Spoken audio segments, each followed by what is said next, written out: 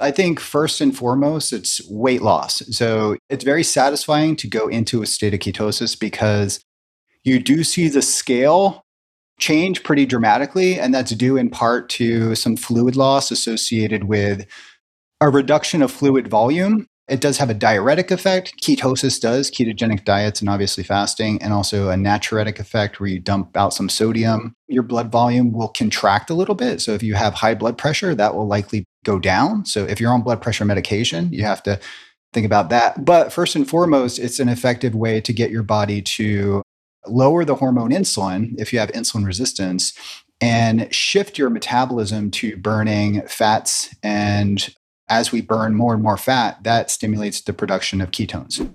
Dom, happy holidays. Nice to see you. Great to see you, Tim.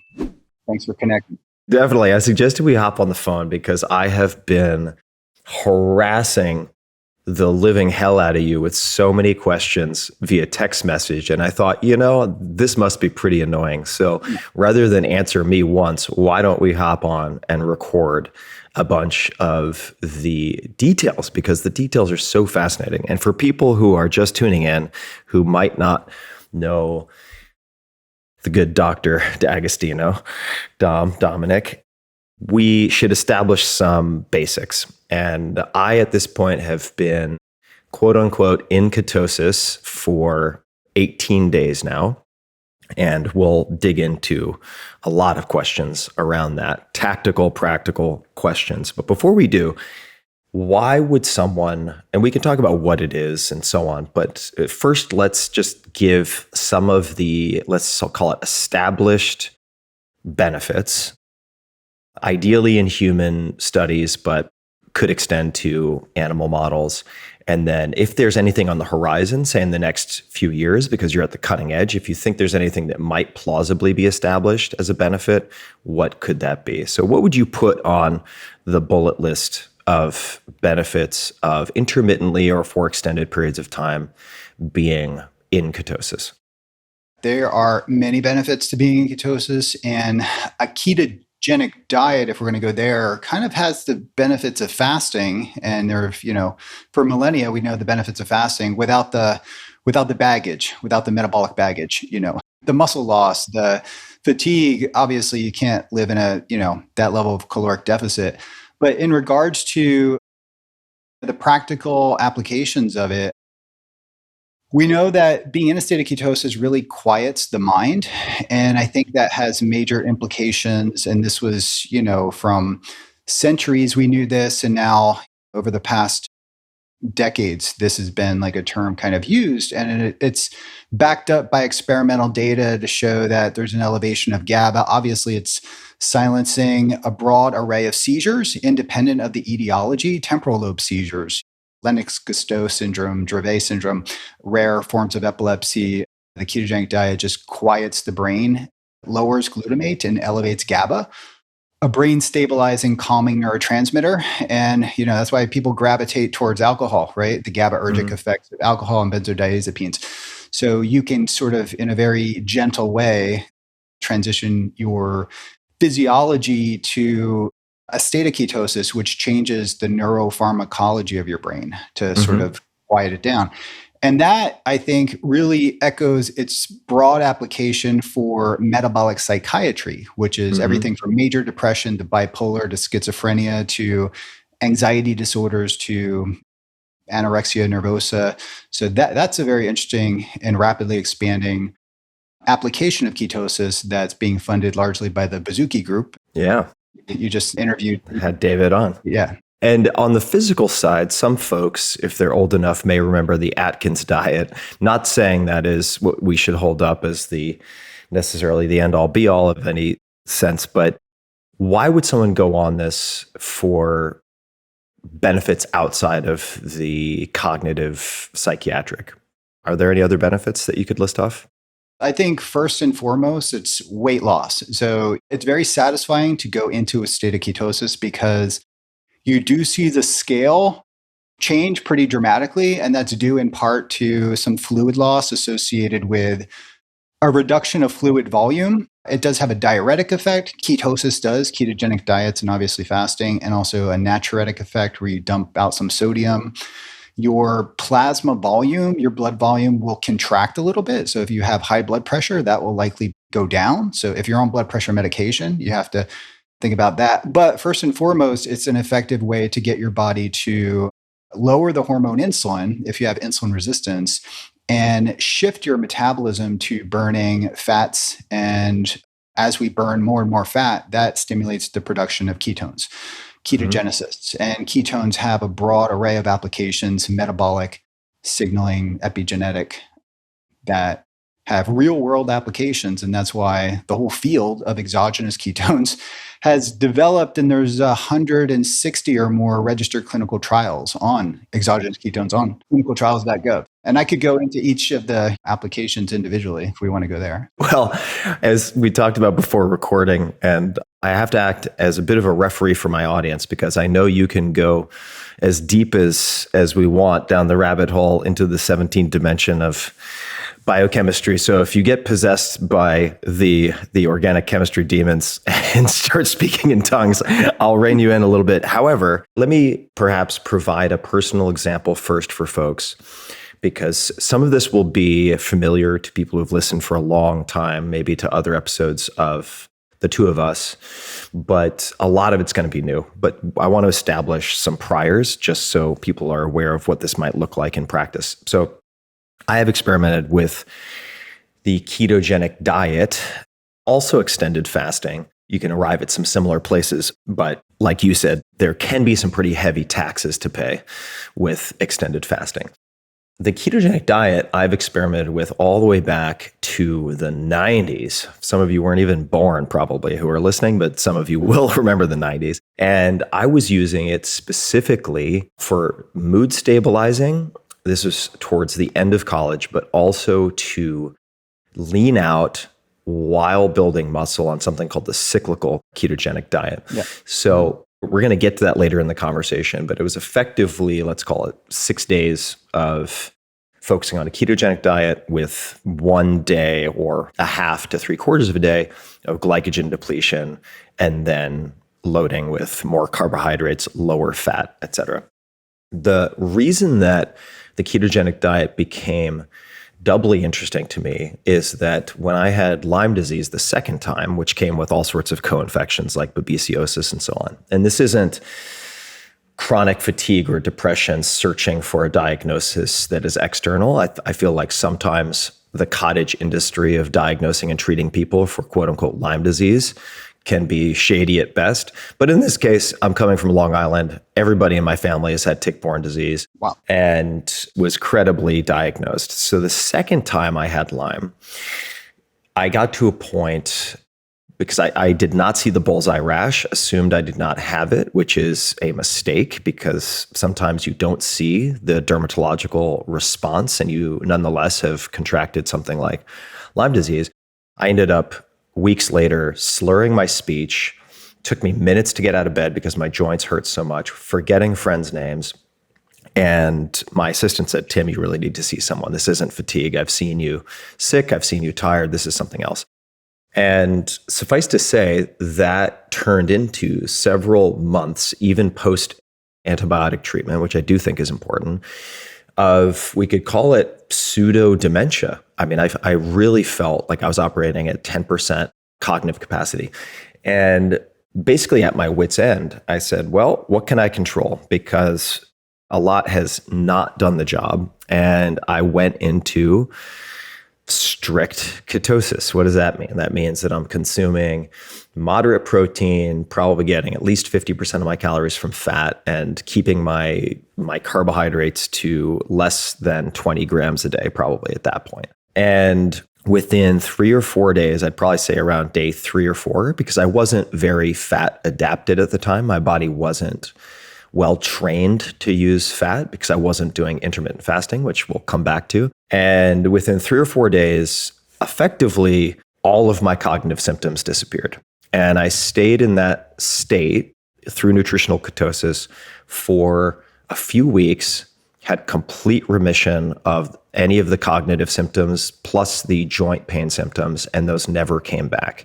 And I recommended that, and this is not a randomized controlled trial, but over the years, due to various factors, we've had ticks growing in population, also expanding to the coasts and on the West Coast, that is, and elsewhere. I had 3 friends replicate this with ketosis after suffering various symptoms from tick-borne disease. And we were texting, maybe even talking about this, but I never had a great explanation for why it worked. I said, I don't know the exact mechanism. Maybe I have faulty glucose metabolism that was somehow, maybe something was impaired by the ticks, and therefore I'm giving my brain this alternate fuel that it really likes, ketones, but it didn't explain necessarily the durability of the changes, right? In brief, do you have a theory or an explanation for why that would work?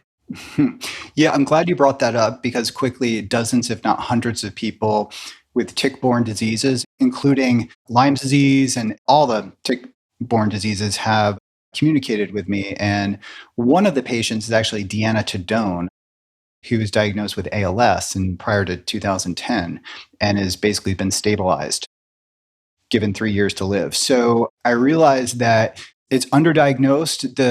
The tests to do that are kind of controversial, with the CDC testing, the 2-tier testing, and IGeneX. So I know I'm going off track a little bit here, but I think it's important to say that the spirochete Borrelia, that spirochete is essentially 100% glycolytic. Mm-hmm. And when you limit glucose availability and glycolysis, you are targeting the energy systems of that microbe. So that's one thing to think about. And it's well established now. It wasn't 3 years ago. But a ketogenic diet, in particular, beta-hydroxybutyrate elevated in the blood, stimulates the adaptive immune response. And that's essentially your body's ability to target foreign invaders and neutralize them. And that has become a rapidly growing area of interest. University of Pennsylvania, they're doing CAR T therapy and checkpoint inhibitors because of the ketogenic enhancement of the adaptive immune response. And I think that plays a role. And situationally, I have observed that you go into ketosis if you have an inflammatory process, and Lyme disease is inflammatory.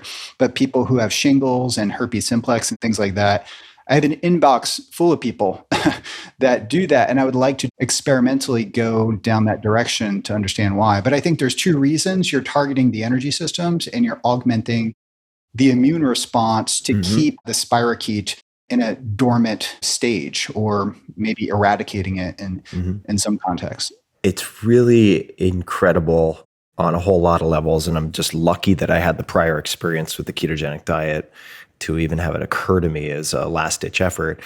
And for people, if it wasn't clear, I mean, you explained it clearly, but glycolytic, I'm simplifying here, but it means that something needs to eat sugar or metabolize carbohydrates to survive, right?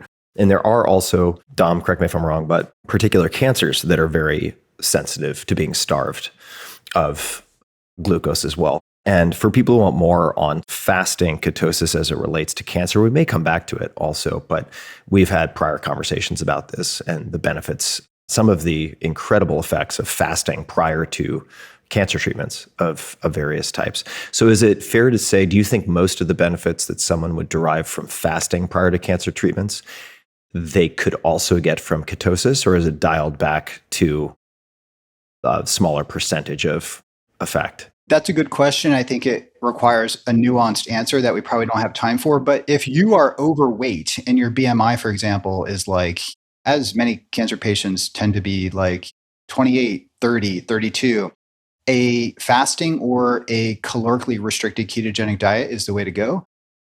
If a patient is trending towards being lighter, like a BMI, 20, 22, something like that, a eucaloric, meaning like keeping stable caloric level to maintain your weight, is going to be important. And then elevating beta-hydroxybutyrate will be important to get some of the anti-inflammatory effects and also the immune boosting effects and the neuroprotective effects going into cancer therapy.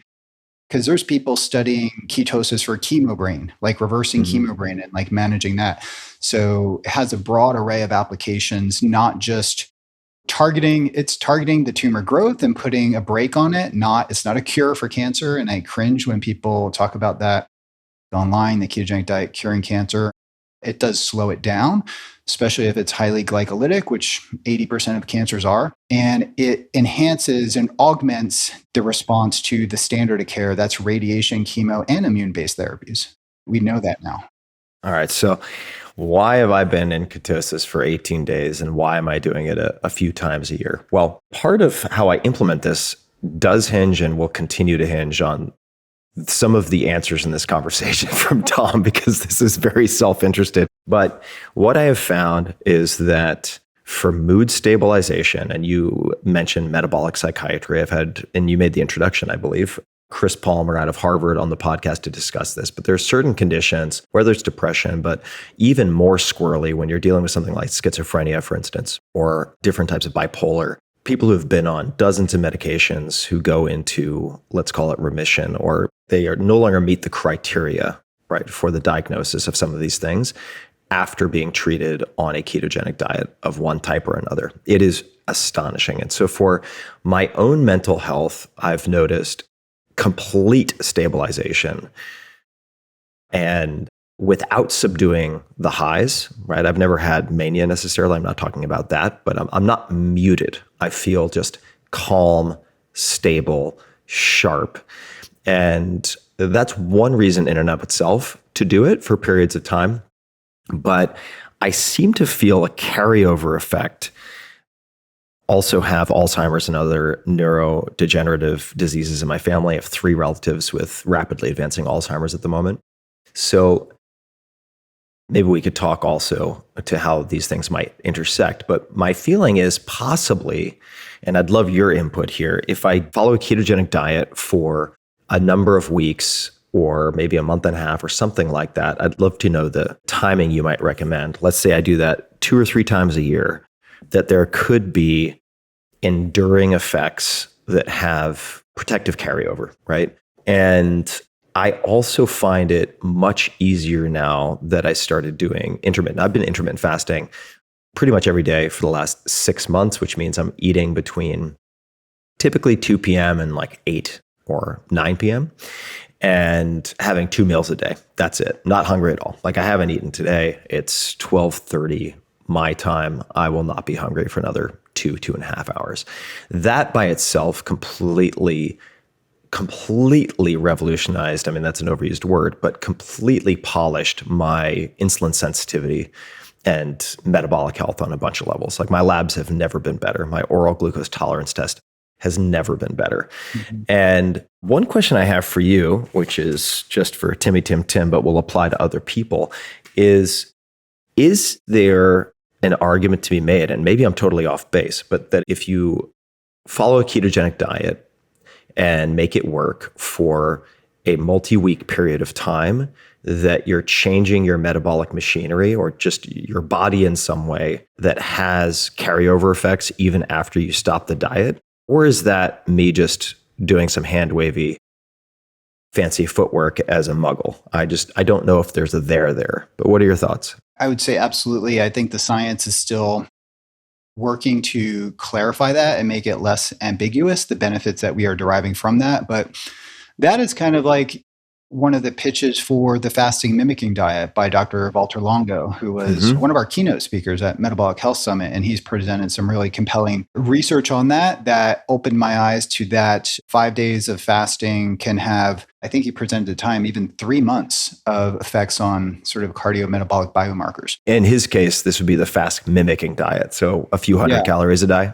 Yeah, like 600, using his protocol of various foods, kind of gravitating towards more of a plant-based, lower protein strategy. And I think that it's promoting metabolic flexibility and ramping up fatty acid oxidation enzymes. And much like muscle memory, I think there's a metabolic memory. The more you stay in ketosis, the easier it gets and the more benefits you derive from it. And the more that you shift your body to being more fat adapted, just like you can build your VO2. When you build your VO2 max, or you build up to like a 400-pound bench press and you take like months off and you go back and you can only do like 225 for a couple reps. It only takes like 2 or 3 months to get back, but it took you 10 years to get there.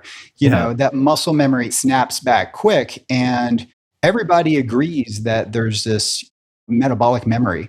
And I think there's a lot of things at play, including gene programs, epigenetic regulation that comes to play. So first and foremost is changing our mitochondrial function and mitochondrial capacity. So the number of mitochondria increase. And then when you take a break and then get that stimulation again, that mitochondria is kind of there and it responds very rapidly. Yeah, thank you for that. And I want to bookmark, maybe we come back to this, but if people are trying to think about this, understanding that the science right now is maybe provisional or hypotheses worth disproving at this point, but that it seems to make sense, right? From an evolutionary perspective, that both muscle memory and metabolic memory would be a thing. Otherwise, it makes sense your body would want to adapt to be prepared for the next famine or whatever it might be, right? I just want to say that muscle memory is metabolic memory. So I gave the analogy of like lifting weights, but someone who runs marathons is the same scenario. They take time off and then that VO2 max quickly establishes again. And it's muscle, but it's metabolic. So I like to use the term metabolic memory. Metabolic memory. Yeah. Okay. Yeah, metabolic memory. Just so people know where I am at the moment. And actually, yeah, I'll just tell people like what I'm doing because I know they're probably getting itchy for some just like, what does this look like in practice? And then I want to talk a bit about how ketosis or the ketogenic diet may or may not be helpful for maybe not treating, maybe treating. I've certainly seen some interesting effects in some of my relatives when I give them exogenous ketones, where suddenly their sentences are 3 or 4 times longer 30 minutes later, which is wild to see. But in terms of prevention or staving off the onset of some of these diseases, I'd love to hear your perspective. But let me tell people what I've been doing for the last few months and especially in the last 18 days. So for the last, whatever it is, I think I mentioned 6 months, I've been doing intermittent fasting. And that was after hearing a conversation between Dr. Rhonda Patrick, who I'm a big fan of, and Mark Mattson, Mattson, who's done a lot of research related to intermittent fasting. And the key piece for me, because you see all of these different types of intermittent fasting, all of these different ways to do time-restricted feeding, and I am going to paraphrase here. So Mark, I apologize if I'm getting this wrong or oversimplifying, but in effect, it's important that you fast. This means no calories. We could talk about pure fat, but let's just assume you're not consuming any calories for 16 hours because you want to deplete your liver of glycogen. And once you deplete your liver of glycogen, your body experiences this metabolic switching. And I've certainly felt this just doing intermittent fasting, where my meals contain carbohydrates later, that around the end of that fasting period, boom, something switches and my mind is sharper, right? And then when I got to the point of going into the ketogenic diet this time and also a few months ago, because I was doing the intermittent fasting, and it took me about a week and a half for my body to get comfortable with that, at which point it was no problem, but I was a little pissy, a little irritable for a little while, a little foggy. And then when I went into the ketogenic diet this time, it was the easiest transition I've ever had. I did not have any fogginess. I did not have low energy. I did not have what some people might call the kind of keto flu adaptive period, which it seems to be pretty remediated or addressed with electrolytes for a lot of people. But it was incredibly easy, just straight into the ketogenic diet with no problem because I was already doing the intermittent fasting. And then for 18 days, I've been having 2 meals a day. And you've recommended a few that sound, frankly, pretty disgusting, but that are actually really easy, like 2 cans of canned mackerel with about 2 tablespoons, 30 milliliters of MCT oil plus apple cider vinegar with some salt and pepper. It's actually delicious. I just love mackerel. Oh, there it is. Yeah, you've got your apple cider vinegar right there. Cheap stuff you can get on Amazon. So yeah, for people who might think, oh, wow, this is what for fancy people who can do all sorts of expensive things in their diet. We're talking about like, how much does that meal cost? $3? $1 a can for that chicken of the sea. And literally you get almost a pound of mackerel. And this is like third-party tested, very low chub mackerel, the little mackerel. Yep. So $1.50 for almost a pound of mackerel that you can get that for. Like you can't, and the omega-3s are off the charts. The Heavy metals are low. I consume pounds of this stuff and I've gotten my blood and my hair heavy metals tested and it's like super low, like non-detectable. So I wouldn't worry about that. People have questions about cost and heavy metals, and that's a non-issue, for me. And maybe you could mention, I'll put links in the show notes as well, but since we're on the topic, any brands that you default to that you like, and that chub mackerel piece for folks, that detail is important because they're mackerel of many different sizes. Yeah, king mackerel is kind of high. This is chicken of the sea. So if you want to do the budget, you buy the case, the more you buy, and then Amazon subscription. And then it goes on sale. You can actually get it for like less than $1 a can. And I do the same with chicken of the sea, jack mackerel, just chub mackerel or jack mackerel. So they're both small fish. And I kind of like the King Oscar brand too. Yep. It's a little bit more pricey, and Seasons brand is pretty good too. But I mean, it's like as cheap as dog food. I mean, we buy some pretty fancy freeze dried. We don't buy the kibble stuff, but when you run the numbers, it's very inexpensive. We buy cases of eggs for like 120 per, if you do like eggs, fish, beef, and also turkey, you can get turkeys for under $1 a pound, the whole turkey. And just for people who are like, oh my God, I can't believe you guys are eating mackerel mixed with oil and vinegar in a dog bowl. That's not all you can eat. Like there's more that you can eat. You can have like chicken with cheese on it. You can have vegetables. There are certain things you have to watch out for so you're not whacking yourself out of ketosis. But in my particular case, I don't mind. And the fact of the matter is, when I wrote the 4 Hour Body, people were like, oh my God, you want us to repeat the same meals over and over again? I'm like, what did you have for breakfast the last 5 days? And they ate the same damn thing. You're just swapping out default meals. So my first meal is something typically pretty small, like the mackerel I explained.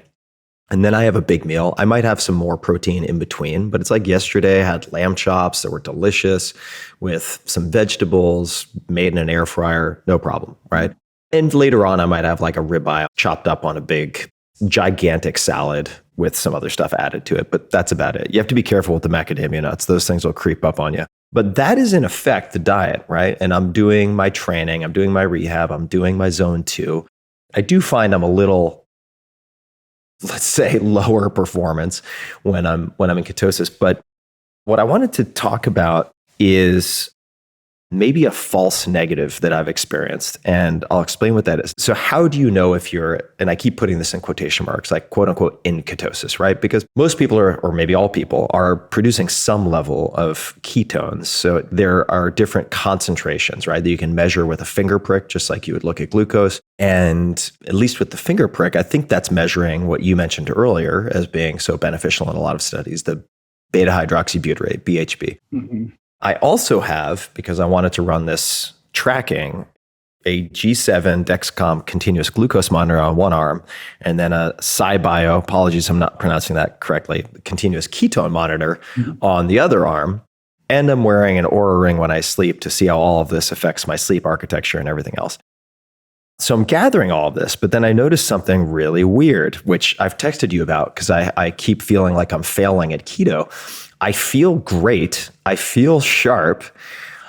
And yet, when I look at not just the continuous glucose monitor, but even with the finger prick, because you do have to often calibrate these things, right? Don't assume that your continuous monitors are accurate. You want to calibrate them. But I'm looking at the numbers, and for instance, my girlfriend freaked out the other night because my phone started screaming. I had earplugs in because I didn't hear it. And it was like critical medical alert or whatever the code red was, because my glucose was 69, I suppose. It's gotten quite a bit lower on ketosis, but usually hovers somewhere between like 65 and 80. And my ketones were 0.2 millimolars. Now, when we've talked in prior conversations about what kind of target you might aim for, it seems like between 1.2 and 2 millimolars is anxiolytic, right? Lowers anxiety. And then you're looking for this ratio. You could talk about this, but the GKI, there's a ratio of glucose to ketones. And I look at those numbers and I'm like, this makes no sense to me because I'm not getting enough glucose to function well. And if I'm basing it off of the Keto Mojo finger prick, even the Precision Extra from Abbott, or my continuous keto monitor, I'm not getting any ketones either. if you're taking it at face value. So how am I functioning? How would you answer that? Because I don't think I'd be the only person who feels like they're doing something wrong if they run into this. But how would you interpret this? I would definitely say you're running lean. And I think what you've done and your OGT test is really good. I think you had messaged that. And the OGT for folks is just that oral glucose tolerance test where you drink a bunch of dextrose water and then they take your blood every 30 minutes for 2 hours to see how you're responding to it. Yeah, the biggest metabolic lever would be you have enhanced insulin sensitivity. And I think that has been the focus. For example, Ben Bickman wrote a book on this and doing hundreds of podcasts on insulin resistance, reversing insulin resistance and low-carb ketogenic, being effective for that. So that, first and foremost, your insulin sensitivity is very high, your fat oxidation is really high, and your glucose disposal is high. And if you're in a caloric deficit, your ketone uptake is very high. We see this quite convincingly, in older rats where we like gavage, where we tube feed the rats and they're older, the ketones get to toxic levels, whereas like a younger metabolically fit rodent will dispose of it very quickly. Same with a couch potato human, same with an elite level athlete. So you have very rapid. So when you measure ketones in the blood, that's a function of ketone production and ketone utilization. And you could have 2 to 5 times higher ketone utilization, with high metabolic fitness. And that's due in part to ketolytic enzymes. You upregulate the MCT transporters. That could be in rodents, 2 or 3 times higher. I haven't done that personally. And we have some data in humans we haven't published yet. But that is a real thing. And I think that you're experiencing also, if you're in a caloric deficit, there's less spillover. I just bought like an antique motorcycle and it's got a carburetor and the float sticks a little bit and it always drips out the carburetor when I'm running it. And when I stop and it's like kind of pouring out the carburetor. So there's spillover of fuel, right? So, but when I'm running it, it's running lean because I'm using the fuel that's kind of going to the carburetor. And kind of the same analogy here is that, for example, it might be good to just sit in one spot and relax and maybe eat a little bit of surplus calories or even eat a little bit of carbs. And what you'll see often is like your ketones spike up. Yeah. So I remember some of my highest ketone levels ever is when I consumed carbohydrates after I was fasting or in a state of keto. It like jumped up to 5, 6, 7. I was like, what is going on here? But the glucose in that context is ketone sparing.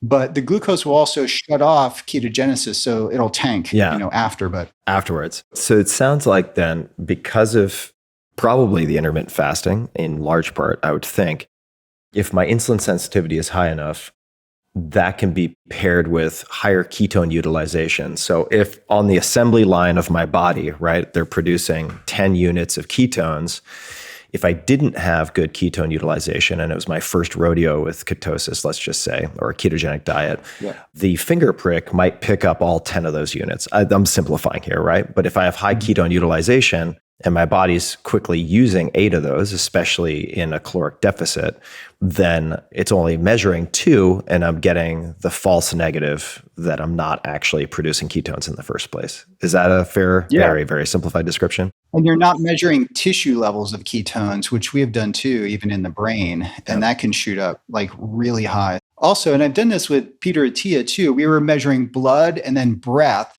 And it seems like when we were in a caloric deficit fasting, our ketones were like really low in the blood. Low is like 1 to 2, but we're like really deep into fasting. Whereas our breath ketones were maxing out the meters. Sure. We kind of concluded that after a lot of testing that the breath ketones were almost a better indicator of ketosis, a more accurate, I guess you could say, in a caloric deficit. Because when you're in a caloric deficit, you just have very high ketone disposal uptake into the tissues. It looks like a breathalyzer, right? So is that measuring, what is it, acetoacetate? No, I'm just trying to repeat words that I've heard once or twice, but it's not BHB. Acetone. Acetone. Yeah. God damn it. All right. I know I was close. It was a 50-50. Comes from the spontaneous decarboxylation of acetoacetate. Like we'll spit out about 20% of the acetoacetate will kick off to acetone, and then you can measure. I got it. we've measured blood levels of each, and it's very tricky to do that, but we've done it in the lab. All right, here's another practical, tactical question for you, because I've gone back and forth on this and Uncle ChatGPT has confused the shit out of me. So maybe you can help resolve it. Gluconeogenesis and protein intake, right? So you consume, what is it, between like 200 and 240 grams of protein a day, something like that? Is that roughly? Yeah, on active days, on like less active days, if I'm just behind my computer all day, maybe closer to 180, 200. But yeah, generally speaking. And people might have picked up when Dom was casually throwing around, like, when you've been squatting 400 and you take a break and then you go back and you only could squat 300 pounds. Dom's a pretty big guy who's also deadlifted 500 pounds for like 10 reps before, after fasting for a week. So he and I are not the same size.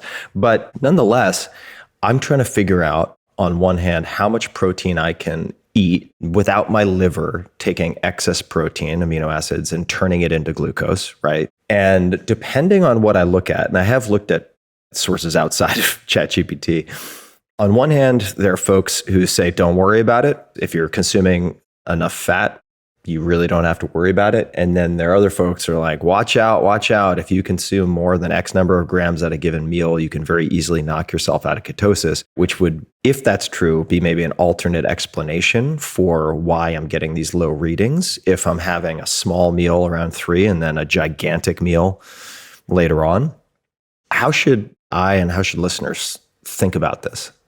If you were to consume protein in the form of liquid, for example, like whey or something like that, then the rapid entry of amino acids into your bloodstream from your small intestine will shut off ketosis.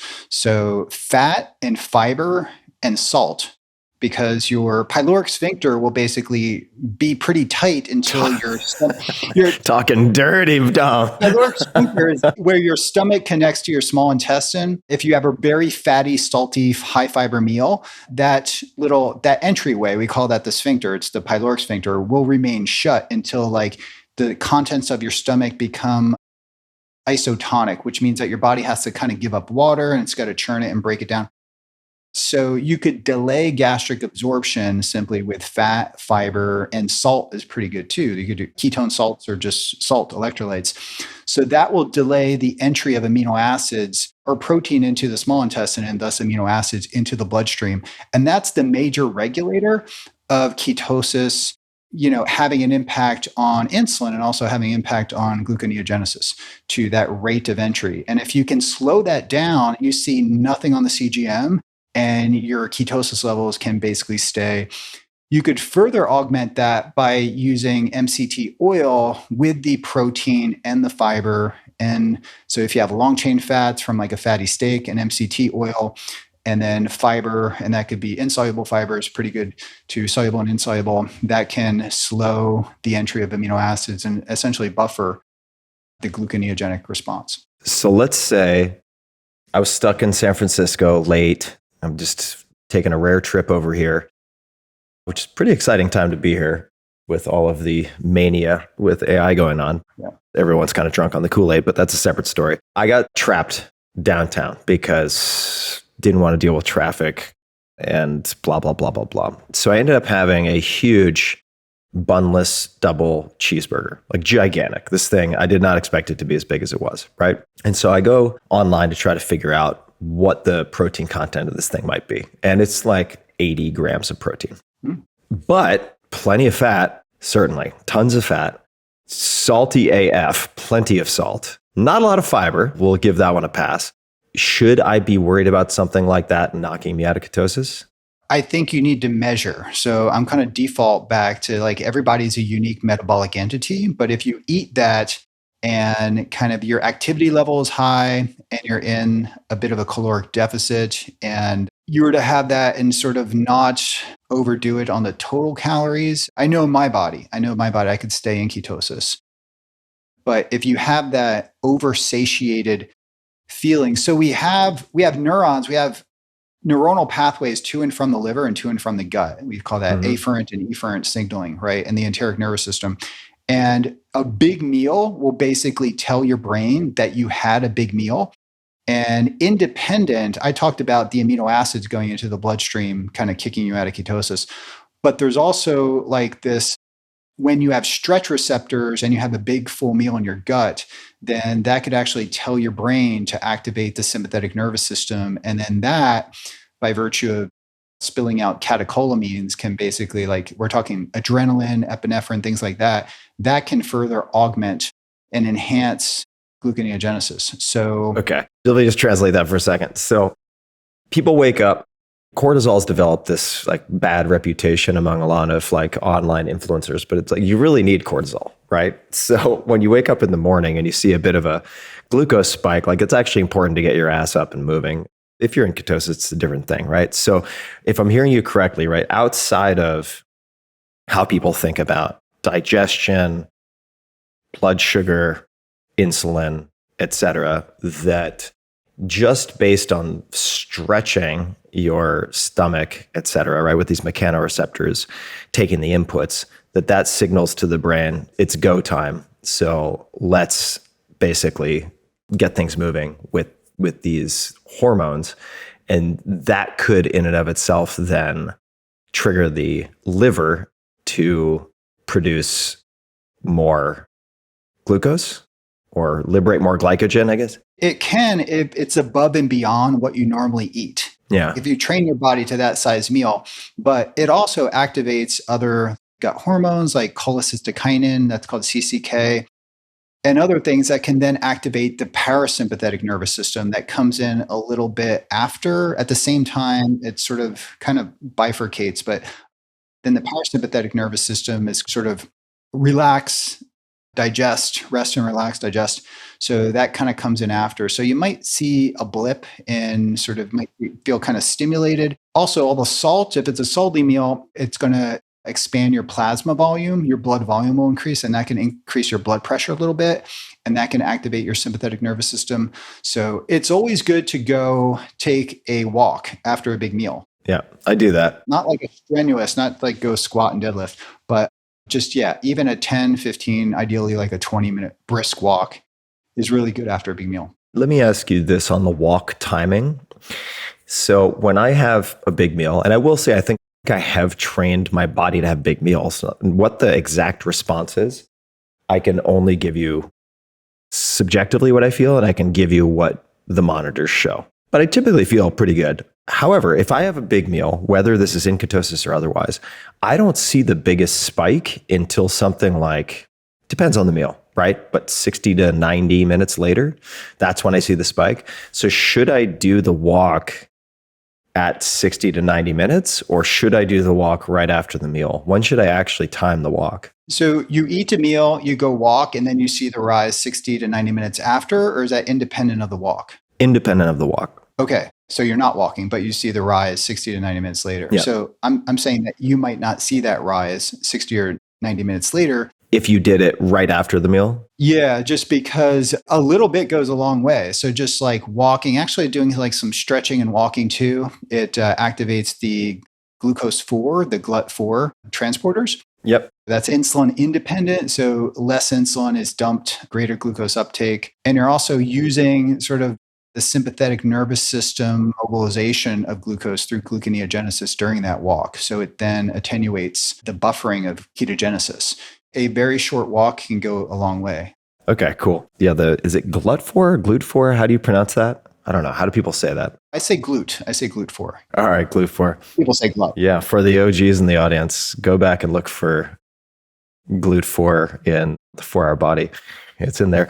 So the other measurement question I want to ask you about, which is, these continuous glucose and ketone monitors are not designed for someone like me, right? They're developed, presumably, I don't know about the ketone monitor, but in the case of glucose, to help people with serious conditions not end up in very serious situations. So when I am looking at my ketone levels, right, like right now, I feel very sharp. I had some keto start, you know this well, exogenous ketone, salt-based product not too long ago, just in hot water with a little bit of MCT oil.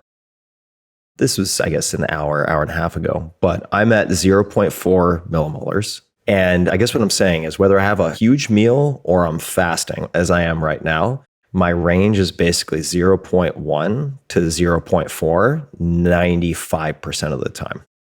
There are a few outlier cases. If I'm just doing like a YOLO, as many grams as possible, exogenous ketone party, then maybe I could goose it. But we can talk about this. Like once it gets past a certain point, then I might spike insulin and have a subsequent crash. But I guess what I'm trying to say in brief is my range for the most part is 0.1 to 0.4, regardless of whether I'm fasting or eating a gigantic double cheeseburger. So I'm not really sure how to determine what effect it's having. I can watch the glucose, but right now I'm 0.4 millimolars of concentration on the SciBio. And as we've talked about, maybe the Precision Extra would give me an extra 0.1 or 2, but they've been pretty close so far. And then ever since my cheat meal, we had this experiment, right? I wanted to see if I did a workout and then had 1 or 2 cheat meals last Saturday. It is now Thursday, but my glucose right now is 103, right? Which is higher than the week prior. Mm-hmm. But it goes around. It moves around. Last night it was probably 70 something. Do you have any suggestions for how to read the tea leaves, or is it mostly just subjective feel? I mean, still thinking about the size of the meal. I guess what I'm saying is if my device is telling me, as it is right now, right, 0.4, fat not burning. You're almost not burning fat at the moment, not in ketone. Like it's very chastising. So if I'm to believe this by the letter of the law on the screen, I'm failing at ketosis. Any thoughts on how to kind of read the tea leaves here? I would kind of ignore that. I think that's sort of an app in the process of being sort of developed, the fat simulator. Yeah. So you would need like whole body metabolomics to really answer that question if you're in fat burning, or do metabolic cart and look at respiratory quotient or whatever. But subjectively, if you feel good, we have seen like in athletes, especially more advanced athletes, and we do a very strict keto macros and everything, that basically with a bunch of athletes, 0.8 is about as high as we get. And that's the average across. Sometimes you get guys like 2.5, 2.6, like every day. And the same guy with the same, essentially metabolic phenotype will be running 0.4, 0.3. He could potentially just have greater ketone utilization. So I think it would be important to measure your blood. So a continuous ketone monitor measures interstitial ketones. That can be different. The SciBio, I think it's a great device. It's very versatile. I can kind of, jump in and out of salt water. The thing stays on me. I almost like more reliable than a CGM. But I did notice, and I've probably used about 50 of these devices, that the first week is pretty accurate, and then it tapers off, the sensitivity. And this is a known limitation of the technology, is that essentially the enzyme-based sensor system tends to just and you could get around that conceivably just by having the ability in the app to calibrate it. Mm-hmm. So if you were to measure it, and the continuous ketone monitor is measuring 1.0, but your blood ketones is 2.0, that you should be able to calibrate it like you can with a Dexcom. Mm-hmm. So they acknowledged that at the company, and they said, yes, we realized that would fix the problem, but that's not a feature of the app yet. They do have in events, they have blood ketone on the bottom right. I don't know if it actually calibrates it. It may just record the blood ketone at this point. It does not have the ability to calibrate it, to my knowledge. I inputted one measurement on the Keto Mojo, and it didn't seem to change it, right? The number stayed the same. No. So I think it's just logging it. Because you can do that with a glucometer. Well, you can do it with Dexcom, but not Abbott. Yeah, okay. So that's a problem with the Abbott Freestyle too. And that's the feedback I gave them, because I put these devices on, it's reading me like 130. Yeah. But I measure, I'm like 80. It's literally like 50, because wow, if you are lean and it's stuck in your muscle instead of your adipose tissue, the glucose levels are going to be higher, especially like when you work out and stuff. Wow. So I've noticed this, and that's why the Dexcom is very nice, because I can calibrate it to, and I consistently show that. And that was a major issue I had. Let me hop in also and just tell folks, this is not going to be very quantifiable, but for what it's worth, part of my reason I avoided intermittent fasting for so long is that I thought I would not be able to get sufficient protein or caloric intake, and that I would lose a bunch of muscle mass. I was dead wrong about that. I was very, very wrong. If anything, it seems to have enhanced my ability to put on muscle kind of per calorie or per gram of protein ingested. And so I admit I was totally wrong about that. Furthermore, on this ketogenic diet, where I've historically found it pretty hard to put on muscle, or I shouldn't say keep muscle because I'm only doing it for a few weeks, but I have been astonished by having one small meal. Like I'll have some oxtail soup after this with some veggies and obviously oxtail. It's a whole separate story. And then I'll go out and have another meal probably in like 3 or 4 hours, which will be a much bigger meal. And just with that, and I am watching some of the grams of protein intake and so on, but I have not, looking in the mirror and looking at the weights that I'm putting up in the gym, I don't feel like I have lost any muscle, and I feel like I have leaned out. Some of that's losing fluid, but I've been really impressed with how little relative to what I used to do in college, like taking weight gainers and just all this garbage, like how little it actually takes to at least maintain muscle mass. But I do have a question for you, which I've never really been able to answer to my satisfaction. And it kind of relates to rabbit starvation.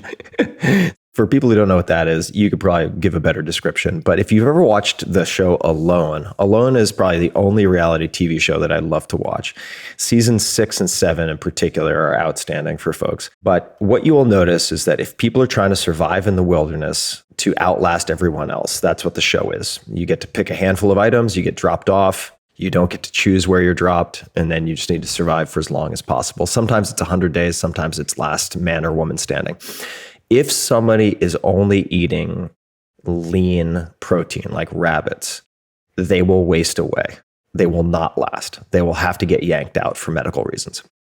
And that might seem strange to people. My question, though, is on a ketogenic diet specifically, can you just consume leaner protein and then rely on body fat for the fat? And some people are like, yeah, everybody knows that doesn't work. But I really want to understand why that's the case, right? Because I understand dietary fat sort of dampens insulin response, or at least that's my understanding.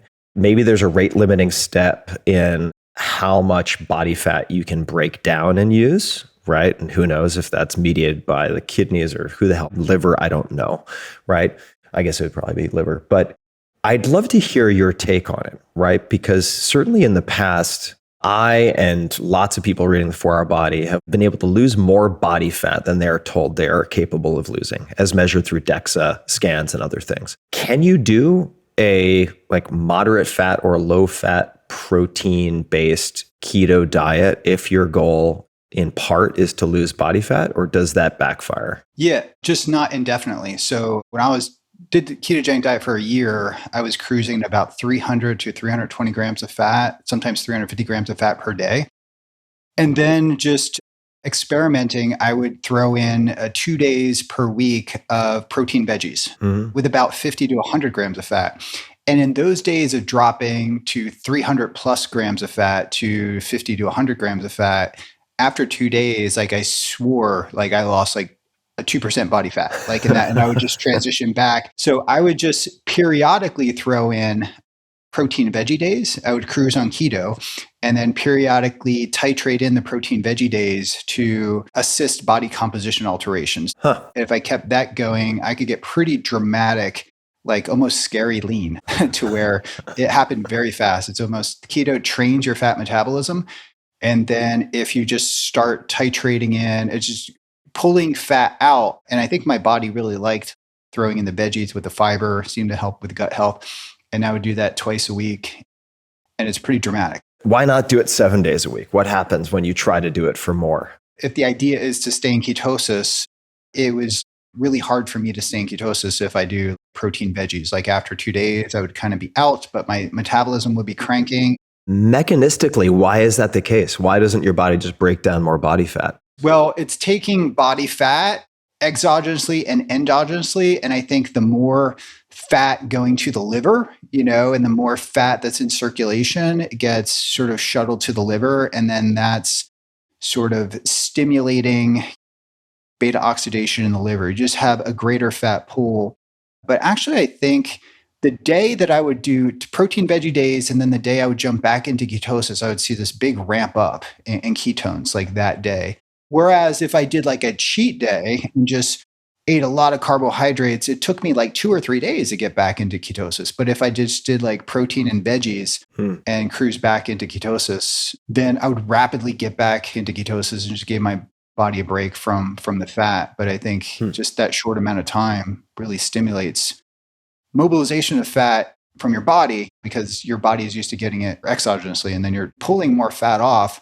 But yeah, I think on the protein veggie days, I'm getting higher amounts of calories from protein. So that has a bit of an anti-ketogenic effect. Yeah. And then shifting back into ketosis on that third day, I always had probably the best, ketone numbers for the week. I don't want to beat this dead horse too long, but I'd love to just hear you riff on this a little bit more, because I guess in my mind, I'm thinking, well, on your protein veggie only days, if you're getting not enough protein to satisfy all of your resting metabolic rate, right? Like you're hypocaloric, but you're getting enough protein to not lose muscle, why wouldn't the body just break down the fat that it needs to continue producing ketones, right? So I'm trying to avoid the gluconeogenesis problem where you're having like 200 grams at a meal with no fat to offset it.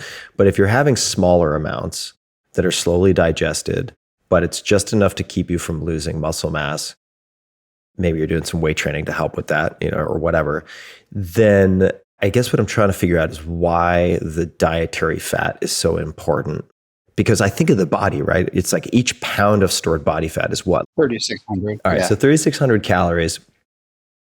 That's a decent amount of calories, right? And for somebody who's, let's just say you're 150 pounds, 10% body fat, okay, you got 15 times 3,600, you got plenty of body fat to go around. So it would seem to be enough to do a few weeks of ketosis that is low fat, higher protein, but not enough protein to necessarily be hammering your liver with gluconeogenesis if you're dividing it up. Slowly digested protein. Some people are going to be really annoyed with me dragging this out so long, but why is dietary fat so important? Because, that's the fuel that you are using, you coax your body into using. And I should probably add a little bit of context to my protein veggie days. So I would go from like 125 grams of protein to like 300 grams of protein. Right. That's a pretty big bolus of protein. That's a lot, yeah. And if one was to go 100 grams of protein or whatever, and then bump it up to like 170 or 200 or something, they may not, kick out of ketosis. But I remember just lower ketones, but not I was still in ketosis. Yeah. But typically how I think I did it, my protein veggie days were following like a heavy deadlift or squat workout. So the thinking was that I'm recovering for those 2 days and the extra amino acids and proteins and mTOR activation is sort of assisting in recovery and regeneration and skeletal muscle protein synthesis. And then I would kind of go back to, I calculated it in that way. So yeah, I like doubled the protein on the protein veggie days, but my calories were about the same or maybe a little bit lower. Yeah, I need, SciBio, if you're listening, please allow me to calibrate this with a finger prick because I need a little more range. I need a little more range than 0.01 to 0.04 for me to be able to read this type of thing effectively, right? Because technically, if I'm reading this as it is, like I'm never in ketosis. I shouldn't say never, that's not true. But in any case, it would be nice to be able to calibrate. Let's come back to something I promised that I would ask about, which is neurodegenerative disease, Alzheimer's, etc. Could the ketogenic diet benefit people with these conditions? And just as important, certainly for me personally, is it plausible there's a mechanism by which the ketogenic diet, regularly done, could help delay the onset of any of these diseases? Or am I just Pollyanna hoping for a pie in the sky? I think that's a question we don't have an unambiguous answer to, but I think all the science points into the direction that if you improve upon and optimize your cardiometabolic, I like to say cardio-immunometabolic biomarkers instead of cardiometabolic biomarkers, because if you can lower, for example, your insulin and keep that between 2 to 6, and if you lower your HSCRP below 0.6, and then optimize your hemoglobin A1C or glucose. And I think also, and I've talked about this with Rhonda Patrick and other people too, that if you measure your omega-3 fatty acids and look at your omega-3 to 6 ratio, I think that's going to be a biomarker that's probably going to end up in standard blood work because it's so compelling, the data behind it. And you also measure your B12 too. I think that's important. People coming into the Alzheimer's Center that can present as flat out Alzheimer's disease, and then you correct their B12. A B12 deficiency will cause brain atrophy. And that could be reversed with B12. So the things that, if you're following ketone metabolic therapy, it's impacting the things that we know are driving age-related chronic diseases. And then, obviously one of them is Alzheimer's. So the level of inflammation, hsCRP now is probably more atherogenic than LDL. Like there's probably people selling statins that don't want to hear that, but we know that the data is emerging on that now. So lower insulin, lower inflammation. And that's an inflammatory marker, right? The C-reactive protein. What does the HS stand for? Or what is that? High sensitivity C-reactive protein. High sensitivity. So it measures in that lower range.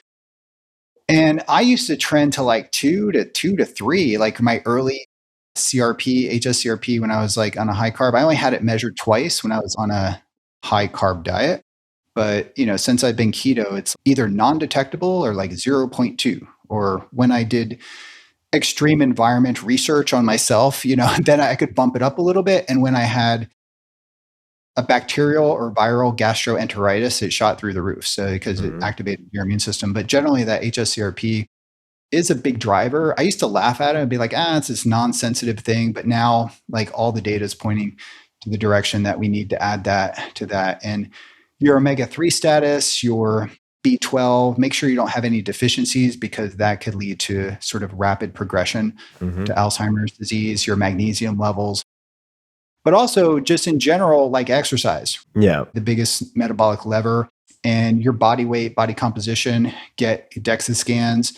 I know it might be good for you to do a DEXA scan with your keto experiments too. So I was doing once a year, but now I end up doing like 3 or 4 times a year because I do these mini experiments to see how acutely some of the things are impacting my body composition. Because I just get antsy for like an answer to that. It's a long-winded explanation to just basically say that your metabolic health is tightly linked to your brain health and can dramatically delay the onset of Alzheimer's disease. Not that you're going to get it or reverse it altogether before something else gets you in the end.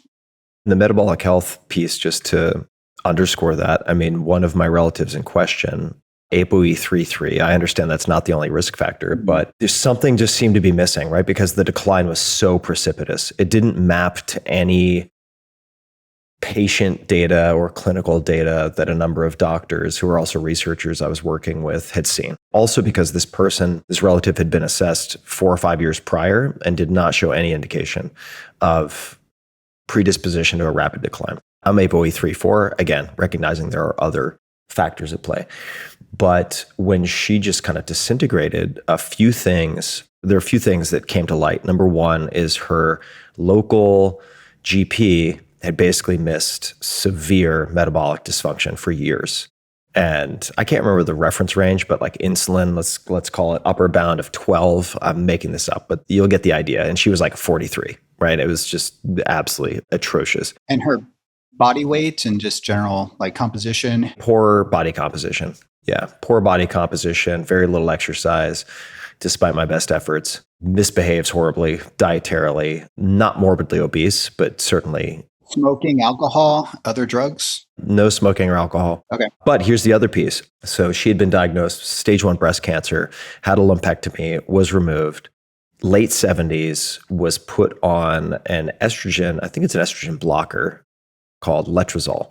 And I looked at this and I spoke to a friend of mine who was a radio-oncologist, and she said, it is very poorly tolerated by most women from a cognitive perspective. Like they get smashed by and large. Guys too, by the way, guys. Yeah, guys too. Guys that take aromatase inhibitors, for like TRT and things like that. It's not a good thing to do. So I was looking at it, and I mean, it's upsetting that I'm the one who has to kind of find these things, but it's like, okay, well, we think about the oncologist's role. It's to prevent my mom from dying of cancer. That's the directive, right? But If she were 30 and had later stage cancer that was really aggressive, it's one thing. But she's late 70s, stage 1, all cancer removed. And so got her off of the letrozole with the cooperation and after discussions with doctors, and almost saw an immediate turnaround within a handful of weeks after the washout period and everything. But it seems to, I mean, look, I'm not an MD, I don't play one on the internet, but it seems to have done some real damage.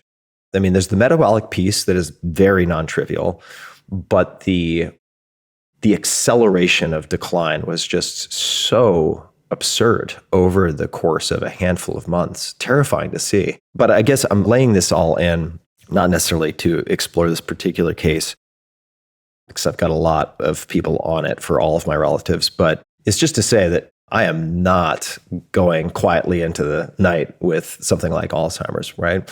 And so what I'm trying to figure out for myself, I'd be curious to hear your perspective. I will be honest, I find keto pretty goddamn boring. Like, I don't find it to be the most diverse diet in the world. I don't really want to do it all year round.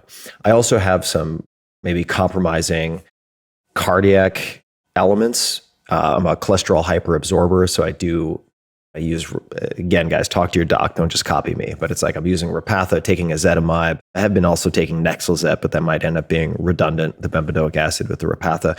That is a long way of saying, like, I got to keep an eye on the heart stuff, because neurodegenerative disease and cardiovascular disease is what kills everybody in my family. So for a lot of reasons, I don't want to do keto all year, but I'm trying to figure out, like, what is the sort of minimal effective dose that, and I know we're going to have to probably take a couple of speculative leaps here, but just as a working hypothesis, right? What does a minimum effective dose of following a strict ketogenic diet look like for me? Assuming the rest of the time I'm still doing intermittent fasting, I'm not eating a lot of refined carbohydrates, but how might you suggest that I think about that? Because I don't know what the durability of kind of keto memory, like metabolic memory, is. So I'm trying to figure out, like, can I get away with 2 3 to 4 week periods a year where there's some carryover of like cancer protective? You know, our last conversation, we kind of talked about thinking about ketones as hormones, but in terms of neuroprotective, anti-inflammatory, yada, yada, yada. What are your thoughts?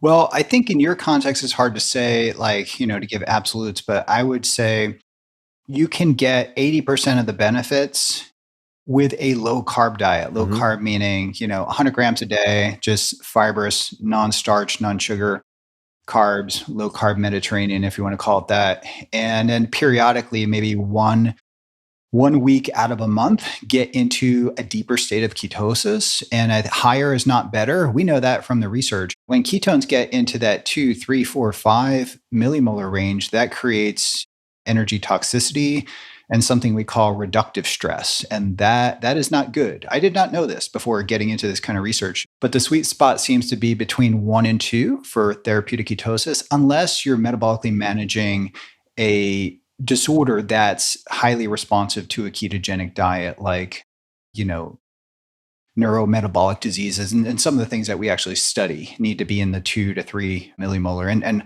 oxygen toxicity needs to be like 4 to 5 because it's a very powerful seizures. But 1 to 2 seems to be the sweet spots for metabolic management of many different things and also just general metabolic health. And I think what you'd be doing, just doing low carb and periodic ketosis, is just enhancing your metabolic flexibility and maybe increasing the diversity of food that you're eating to prevent micronutrient deficiencies too. I am of the opinion that plants are good for you to eat.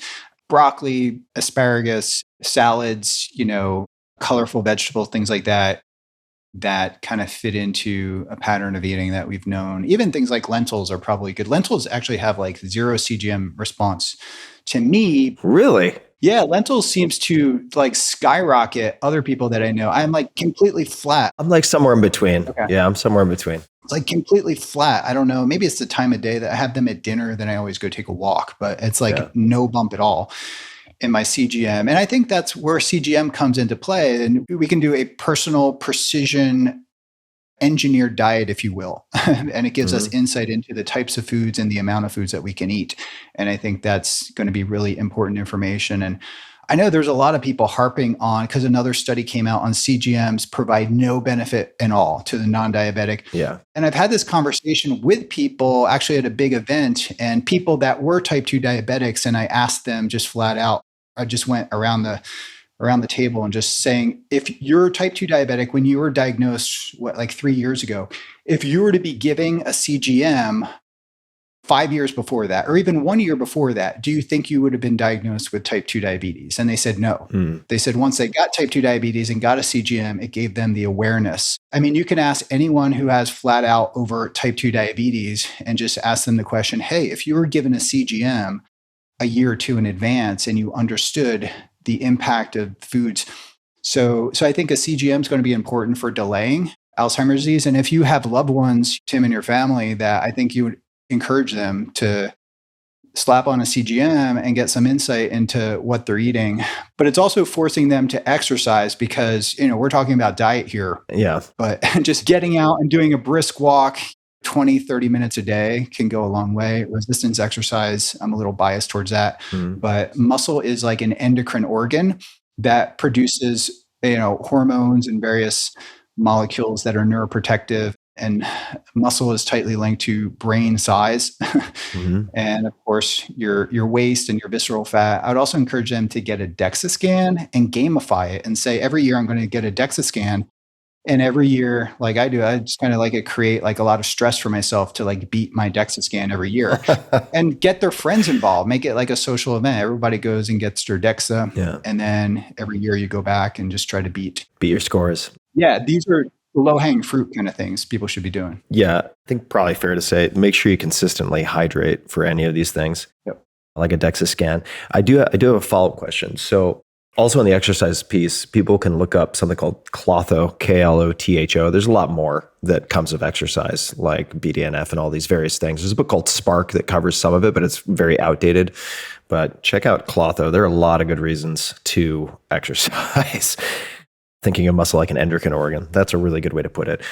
My question to you was, you mentioned, say, 1 week per month going to more of a lower carb or ketotic state. How would you think about the benefits of 1 week per month, assuming that the rest of the time I'm behaving, right? Most of the time, with a like lower carbohydrate Mediterranean diet, let's just say. Okay, 1 week per month, every 3 months, or 3 weeks, contiguous weeks, once a quarter. Do you feel like one of those is superior to the other? Not really. I think whatever pattern works best. I think you would gain benefits for both. That would be an interesting experiment to do. I'm just thinking about the lead time to get into a properly ketogenic state. If I'm going from some carbohydrate to ketosis, I mean, we could talk about things that might accelerate it, but like if it takes me 2 days to get there or 3 days, and then I only have kind of 4 days in the sweet spot, these are things running through my mind. I'm just curious to get your take. The 1 week intervention for the month, my kind of opinion is that it could be pretty aggressive. Like you cut calories 50% the first 2 days and then cruise into it. So you're really cranking ketones by the end of the week. And then you're also cruising into it from what should be like a low carb diet. So you should have that metabolic flexibility to kind of seamlessly transition into that ketosis state. And you could do intermittent fasting with mild caloric restriction for the first 2 days to ramp up ketones. Alternatively, if your schedule permits and your work schedule, you have like 3 weeks where you need to really dig deep into a research project or something, and ketosis seems to give you that cognitive flow or boost, then that might situationally fit into your schedule. And I definitely have periods of time where I do that, especially like if my wife is traveling or something like that, or on a research project or something. I just I clean the house of certain foods. And then I just prepare. I mean, simple things like that too. I know just from the clinical ketogenic world is that if you have a family member that stocks the shelves with certain foods that can trigger and cause food noise, then that can really, hamper your compliance to that. But you want to prepare the house before. If you're going into a 1 week or you're going to a 3 week, prepare the house and just make sure that you could do. Of course, you could just call Uber Eats and get anything delivered, but you want to kind of have the house prepared for that and mentally prepare for it. So for you personally, if you had some hereditary gnarliness, right? If you look back at your family tree and you're like, ooh, whether it's a bunch of cancer or a bunch of neurodegenerative stuff, maybe a bit of both, who knows? Would you be more inclined to do the 1 week per month, just for you personally? Or I would. Yeah, 1 week per month. Yeah. And I would shoot to get a glucose ketone index of like 1 to 2 for at least 3 days out of that week. So really do a fairly aggressive ketone metabolic therapy intervention, kind of even think about it as like a prescription intervention, just like Valter Longo's diet is a prescription medical therapy, right? So I would shoot to achieve a glucose ketone index of 1 to 2 for 3 days. And everything that we've seen in the lab that I've seen sort of on paper, of course, people aren't out there measuring the autophagosome like P62 and other things, but that you are achieving a level of autophagy. And that's also stimulating many of the benefits of ketosis, not just ketones as an energy source, but you're getting many of the robust signaling effects and really adapting your metabolism to fat and ketone sort of oxidation that has long-term benefits that can go at least 3 weeks. Mm-hmm. So I'm convinced of that. So you get benefits for 3 weeks, reset 1 week, benefits for 3 weeks, reset 1 week. So you're always kind of getting, whereas if you do 3 weeks and then take a period of time off, I'm not totally convinced that those benefits are going to span that amount of time frame. That's my thinking. And you mentioned people can find calculators out there, and actually a lot of the devices will try to provide this to you. Well, actually, is that true? I guess they would have to have both data streams, so probably not, but the GKI. The glucose ketone index, you can find calculators for this, but fact check this since this is AI overview from Google. I wanted to just take a look at it. Divide your blood glucose level by your ketone level. If your glucose is milligrams per deciliter, common in the US, you first divide it by 18. This is an important step to convert it to millimolars per liter, matching the ketone units, then perform the division. So you can figure this out very easily, and that is the GKI that you were mentioning of a 1 to 2. What might that look like just offhand? Not known for my quick mental arithmetic on the podcast, but what would a GKI of, say, 1 or 2 look like in terms of the readout on the glucometer and the readout on the finger prick for the millimolars for ketones? What would be an example? So if people are like, don't want to do the millimolar concentration of glucose, if your glucose is 80 and then your ketones are 2 millimolar, you are right into that 1 to 2, the glucose ketone index of 1 to 2. You're between that level. If you could bring your glucose down to like 68, 70 and get your ketones up to 3, so that would be a GKI of 1. So that's pretty hard to achieve, but relatively definitely doable with exogenous ketones and MCT and things like that. Yeah, I think what's totally feasible is getting your glucose down to like 80 to 85 in that range and getting your ketones, at the end of the 1 week fast up to 2 and maintaining that. So that would be kind of achieving that GKI of 2. I think I'm probably saying what I wish to be true, which is that my insulin sensitivity has improved a lot in the last certainly year in particular. And that is to explain in part or maybe wholly, the lower readout on the ketone meters. But part of the reason I have confidence in that is that I'm using the same devices that I used to use. And back in the day, I would have much higher millimolar readouts. Of course, I have new strips. I did, at least to the extent that I can, for the continuous monitors. I've done calibration for the CGM, at least, the glucose monitor. But that presents a problem. Even if that is good news, Tim Ferriss, you're not failing at keto. You've actually just made yourself a lot healthier with intermittent fasting and other things. It still presents a problem for me to figure out if I am in that GKI sweet spot. How would you suggest I try to figure that out? Is there a way to measure my ketone uptake and therefore modify the equation such that I factor that in somehow? Like there's a multiplier of the readout on the finger prick or something like that? How would you handle that? Let me look real quick because I got a lot of like little gadgets around. Dom is looking into his Santa's workshop of various metabolic devices. I have a lot of different devices. So one is the Keto Mojo device. Yep, that's the one I have. Yeah, I've got the Keto Mojo. Okay. So that, I mean, you could just calibrate it such that it reads in millimolar concentration of glucose and ketones, and it actually gives you, this is the GKI version. It'll just spit out the GKI. Oh, you know what? I do have the GKI because you're right. The Keto Mojo also measures glucose. I guess what I'm asking for myself is, since my readouts are so low, presumably as a placeholder due to improved insulin sensitivity and ketone utilization, I'm going to fail, right? If I'm just using the glucose and the ketone strips for the Keto Mojo, because right now, if it's telling me that I'm at 0.4 millimolars, and I can tell you subjectively, I do not feel like I'm at 0.4. I feel like I've got a lot more juice and a lot more gas in the tank. Is there a way to, whether it's on paper or otherwise, account for the increased ketone utilization? I mean, it'd be great for me just to verify that somehow, but then whether I can verify it or not, if I wanted to try to determine during that week, like if I'm hitting my target GKI, how would you suggest that someone like me do that if I'm just not getting the numbers necessary to make the regular math work? 1 to 2 is a high bar, I guess. A GKI of 1 to 2. And I think we've had this conversation back and forth with this group that we're working with in the cancer community. The Society for Integrative Metabolic Oncology is a group that we're discussing the GKI. And Thomas Seyfried's very adamant about getting to 1 to 2. But I give pushback and say 1 to 4.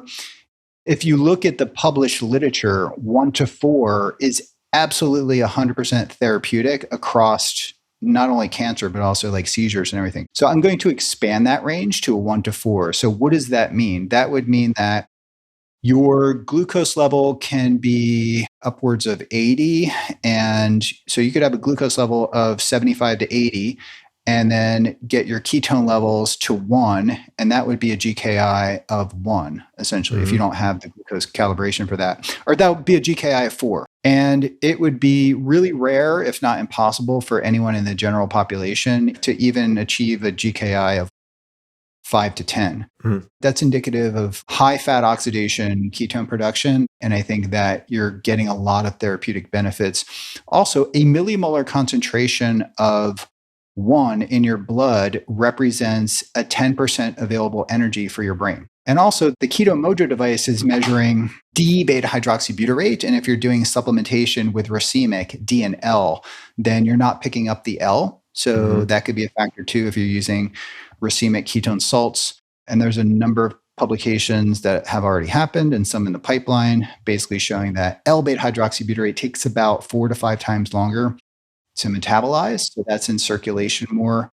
And also, if you're on a ketogenic diet for reasons we don't fully understand, and we were to rip out the heart, about 34 to 40% of the ketone in the heart is L-beta hydroxybutyrate. And we don't know why it converts the D to the L, but it serves a function that the groups that have done the research are convinced it's not an energetic, but it's actually impacting cardiac output and reducing peripheral vascular resistance, maybe at the glycocalyx. So I don't want to go down that rabbit hole. But basically, it's like if your heart is pumping against pressure, and think of it as like a garden hose, and you kind of take the kink out of the garden hose, the L-beta hydroxybutyrate is kind of taking the kink out of the garden hose of your vascular endothelium. And then that's also in your brain. So you have better blood flow to your brain. And I am convinced, I mean, there's tons of data out there showing an increase in brain blood flow with beta hydroxybutyrate, and the L trends better to increasing that blood flow. We do a Doppler blood flow measurement on various wound healing things that we've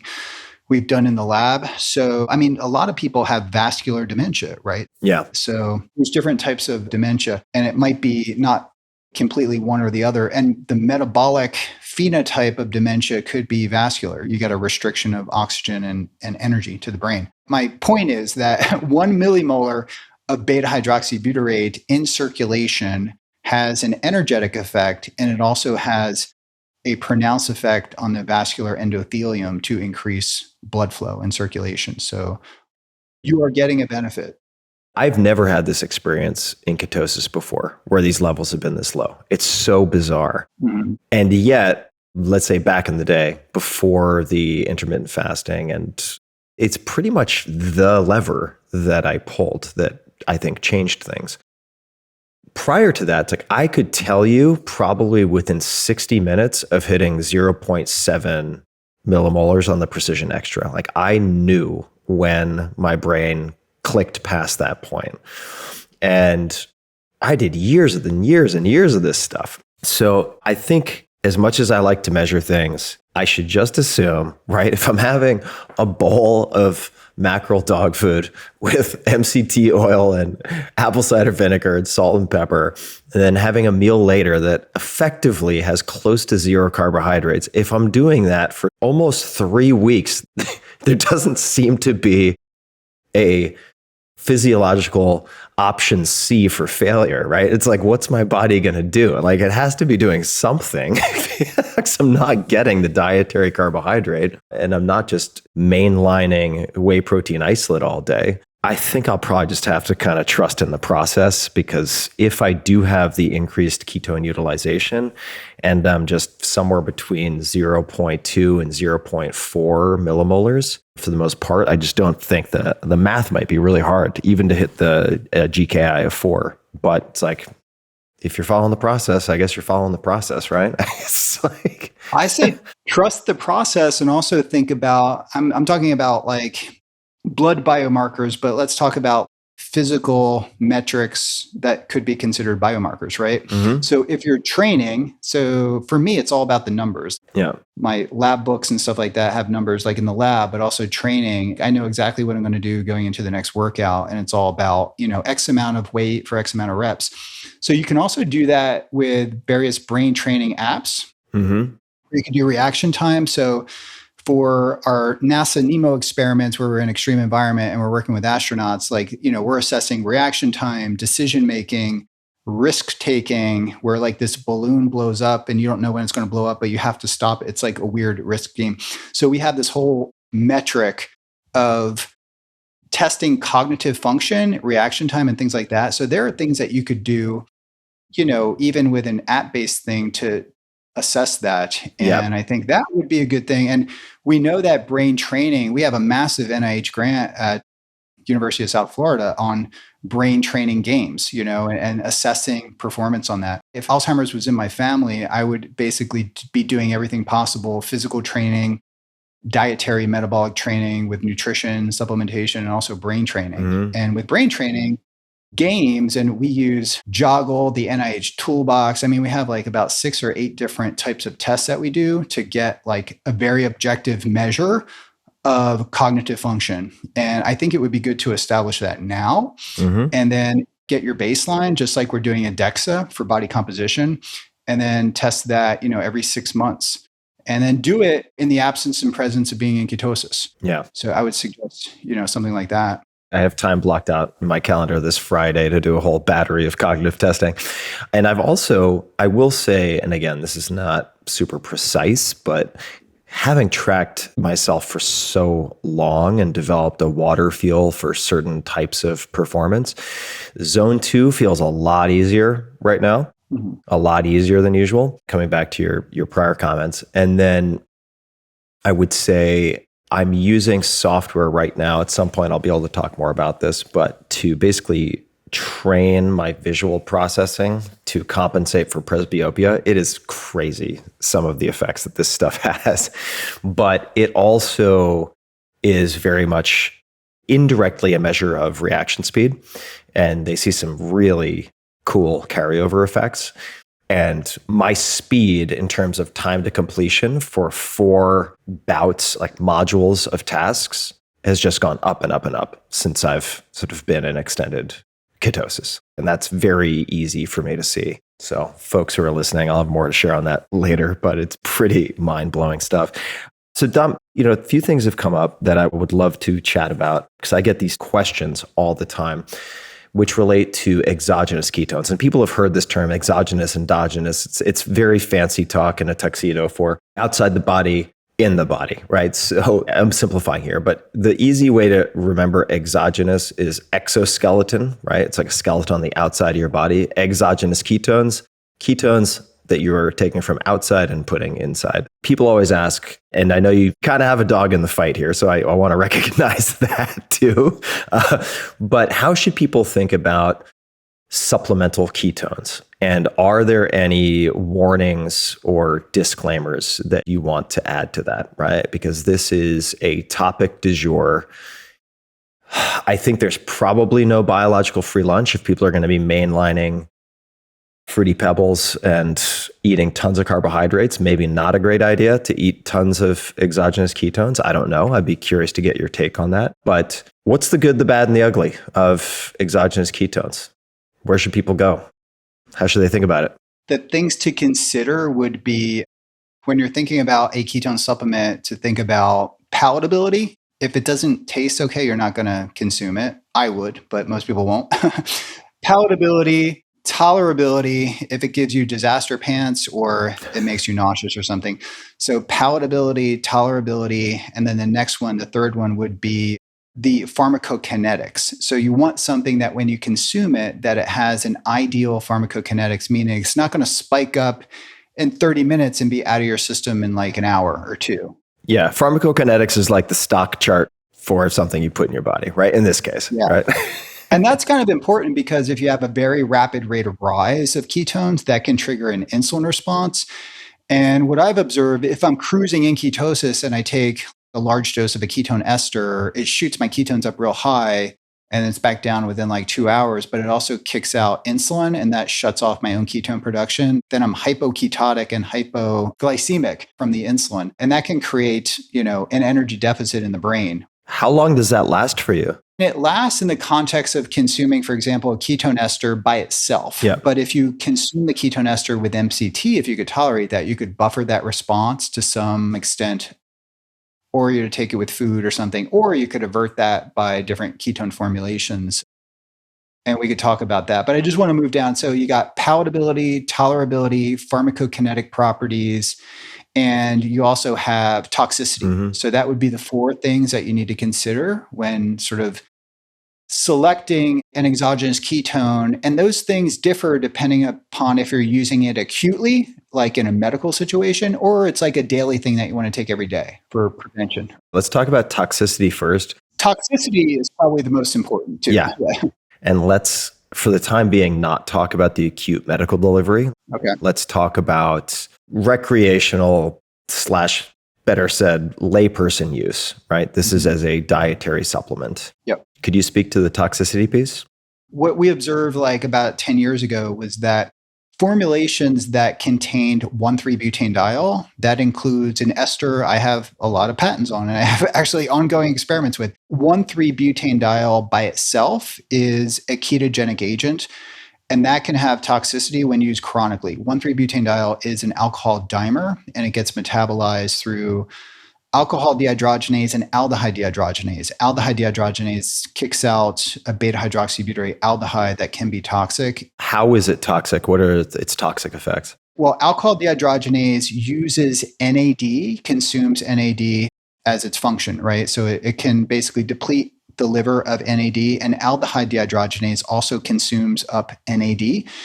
And it rapidly depletes, for example, the liver, the hepatocytes of ATP. So we know that there's a paper coming out that'll show that in our lab, we've seen therapeutic effects in certain contexts, but when delivered acutely, but when consumed chronically, when we go beyond our experimental window and give these things chronically as like a lifestyle exogenous ketone, and then we sacrifice the animals and then we do blood work and we look at the liver, we see signs that are kind of scary, right? And this could be inflammation in the liver, TNF alpha, sinusoidal dilation, sort of like gaps in the liver, fatty liver.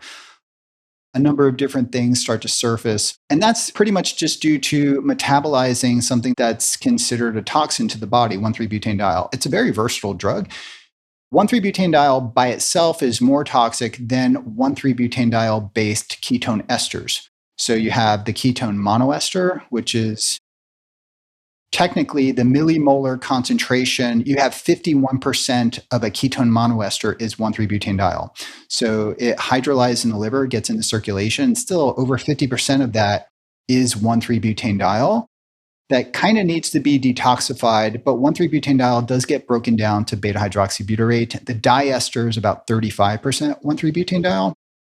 So I see these as potentially problematic. The diester is what percentage? A ketone diester, which would be 1,3-butanediol with 2 ketones on it, we use acetoacetate on each. That's 35% of that molecule is 1,3-butanediol in circulation. I got it. And then the beta-hydroxybutyrate monoester is 51% 1,3-butanediol in circulation.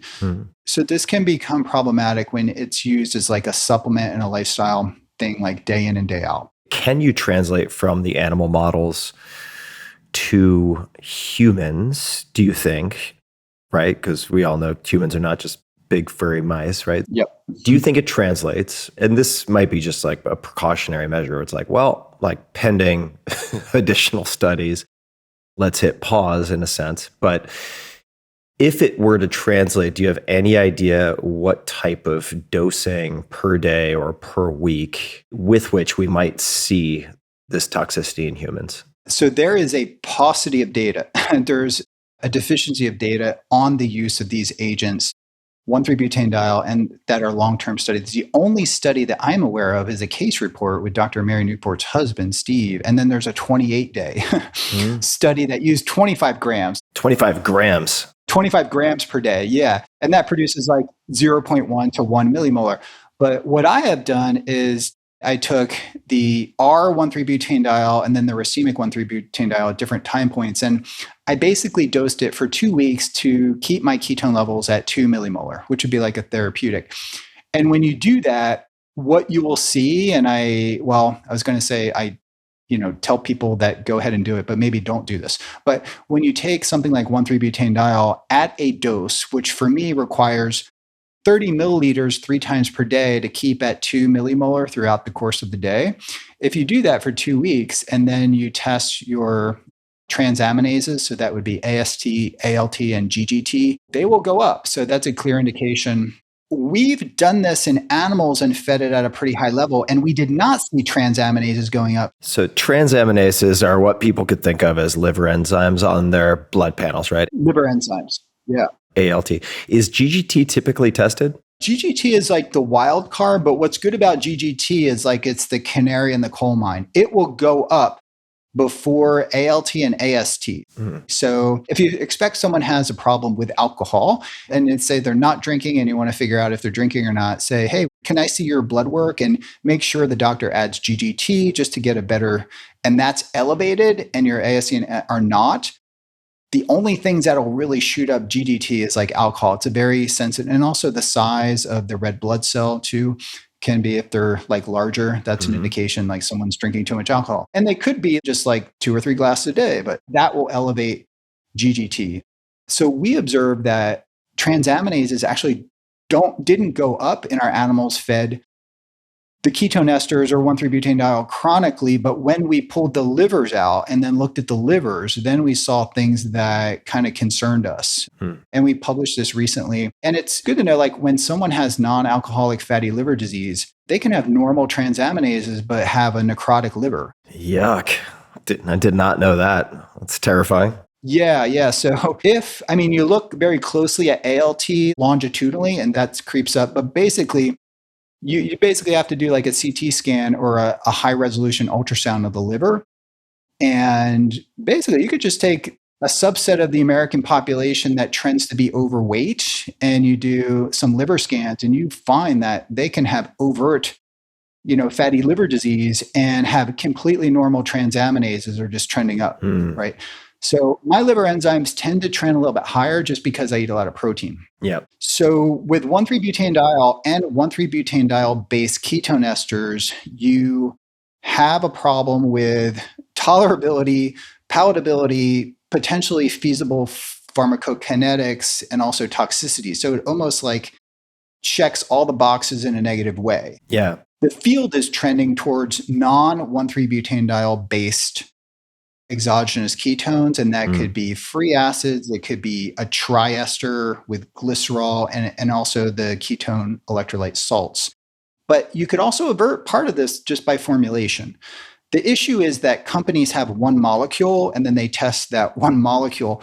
But, I think formulation is the way to go. And companies don't kind of want to hear that because they have all their IP in like one molecule. But we've always been a formulation kind of based lab and always saw that these things always have drawbacks when used as a monotherapy. But when you start combining them together, that's when you get better therapeutic effects. Got the hounds. Out there, hopefully not next to the gators. We won't spend any time on this, but I just want to tell people that before we start recording, you're telling me that you caught a 10-foot alligator that was trying to eat your dogs, and then you pinned it down and taped its mouth and then measured its glucose and ketones. Turns out that alligator had a pretty good GKI, but that's a story for another time. So only in the things that only Dom would do category, that's standout. So we're talking about a lot of terms that are likely unfamiliar to folks. I don't want to throw anybody under the bus here, right? But people should do their homework. 1,3-butanediol is very, very, very common. It's very inexpensive, or relatively inexpensive to produce.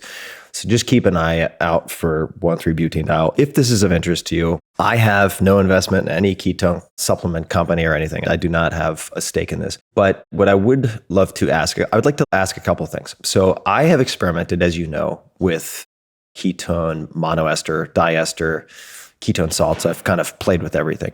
And I found the diester to cause quite a bit of intestinal discomfort, to put it mildly, at least the first one or two times. I will say for folks, if at first you don't succeed, meaning you have to run to the toilet, you may acclimate to it, which I did in that case. But I felt subjectively less and less effect. I seem to develop a tolerance very quickly. I don't know why that would be the case, but I seem to experience it. The ketone monoester, which is the 1,3-butanediol bound to BHB, if I understand it correctly, right? I do like that. I like the subjective feeling of it, but if that's only at about 11 milliliters, if I take 25 plus, speaking to your pharmacokinetics, right? Like the stock pops and then it drops, and then I feel very tired and often feel more anxiety. It seems to prompt in me more anxiety. I guess my question is, and then, I mean, look, we gotta talk about this. Not that it invalidates what you're saying in any way, but your wife runs a company that sells ketone salts, which I've been using most consistently. Keto Start, people can check it out. But on the ketone monoester, what I'm wondering is if I'm only taking, let's say, 11 milliliters once or twice a day, and I'm taking it alongside MCT oil, where would you put the kind of risk analysis on something like that? Good question. Yeah, I would say the risk is very minimal for a healthy person. So I have a super healthy liver. I even take, N-acetylcysteine, alpha-lipoic acid, all these things. So I was surprised to see sort of the liver climbing. What we see in our older animals is that they are selectively vulnerable to 1,3-butanediol toxicity from acutely and also chronically. So for a normal healthy person, especially someone that's sort of, really good metabolic health and liver function, and, they don't drink or drugs that compromise the liver, I would say upwards of 1,3-butanediol, 20 to 20 milliliters a day is probably where you want to cap it, and maybe not do it every day. 1,3-butanediol based ketone ester would do that. But you can also probably achieve and maintain the same level of ketosis with ketone salt, beta hydroxybutyrate salt. And I do like the idea of a D and the L, the two enantiomers, which is a conversation that you may or may not want to have. So the L is basically like it's packaged beta hydroxybutyrate in the time release form, and it has some signaling effects. And then you have free acids too that are kind of coming up on the market, and various liposomal formulations. I'm not sure if they're commercially available yet, but these are some things in the pipeline. But yeah, 1,3-butanediol based monoester. I think there's good data behind it. I think the science that's published is kind of biased in the direction because that was the molecule that a lot of companies associate with, and then they test that molecule in and of itself as a monotherapy. And I am of the opinion that things are definitely optimized. You could avert a lot of the problems just by formulation. How does the MCT oil help? I guess basically it makes the ramp up more gradual. Is that the effect that the sort of co-consumption of the MCT oil has? Yeah, it delays gastric absorption for one thing, but it's also stimulating the production, your endogenous production. Mm-hmm. So the MCT goes to the liver. Right. Not through like chylomicrons, it goes right to the liver and stimulates your body's ketone production. And I think that's important. It's almost like training your liver to ramp up fat oxidation. And it's almost like exercising your liver to stimulate it. What we've also observed, and we published on that, like a large dose of MCT, when you take the liver out and look at it, there's globules of fat all in the liver. Oh, that sounds bad. Well, we see a fatty liver, but we did not see evidence of necrosis, but we did see some inflammatory markers. But necrosis is dead tissue, dead cells. Yeah, we did not see that, but we saw sinusoidal dilation and TNF alpha was elevated and some other things to suggest that large doses of MCT, and if you do the human equivalence, it would be like me taking upwards of like 80 to 100 milliliters per day. So that's a lot, you know. It's not that much though, right? I mean, because 30 milliliters is like 2 tablespoons. Is that roughly right? So it's like 6 tablespoons. If you're just squirting it into your coffee, like it's not hard to necessarily get above 100. It's actually pretty easy. So where would you recommend capping MCT consumption? I'll get rid of my Camelback with the MCT oil in it, but where would you recommend capping the MCT consumption?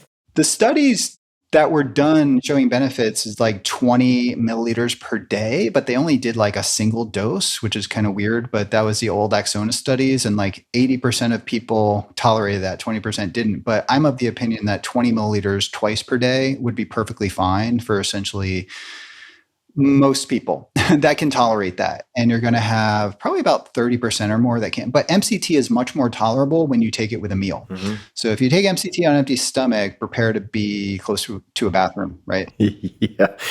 You know, of all the disgusting things that I have consumed in my life, and I've had a lot, right? I mean, I've tried early prototypes of some of the esters and like all sorts of stuff. I'm not going to say it was a pina colada, but I was fine with it. MCT oil to this day, I just find so absolutely revolting. I don't know if it's the neutrality and the mouthfeel. But mixed with the mackerel and that apple cider vinegar, it sounds so disgusting. My friend almost puked in his mouth yesterday when I was describing it. It's actually really good. I'm just a sucker for mackerel. I'll take mackerel over sardines all day long. But let's see here. So I think we've covered a lot of the exogenous ketones. I'll just pull this from our text thread because I think it might be a question on some people's minds. As I was trying to troubleshoot my apparent failure mode with ketosis because of my low numbers, I asked you, is there any argument to be made that I should have a ketogenic breakfast instead of intermittent fasting? Could it be that I'm causing problems with exogenous ketones, right? Am I delaying potentially the onset of my own ketosis? Is it like TRT, right? If you're taking exogenous, remember that word, if you're injecting or rubbing on or swallowing testosterone, it's like your Leydig cells are pretty smart. That's the reason your balls turn into raisinets is because it's like, cool, we don't have to make that anymore. So I thought, am I shooting myself in the foot by taking exogenous ketones? And it sounds like a little bit goes a long way, but like most things, in excess, it kind of becomes its opposite, right? It becomes a hindrance and makes it problematic. Is that fair to say? Yeah, we've only seen the anti-endogenous ketosis effect with 1,3-butanediol or 1,3-butanediol based ketone esters. And that is due in part to their potency, and also the rapid elevation of ketones seem to have an insulin effect that can double or triple insulin. Even if we elevate ketones to the same level with a salt, we don't see that spike up in insulin. So that could be coming into play with your low ketones if you are consuming the monoester. Not much. Every once in a while, like before exercise, because I might not mind the spike. Yeah.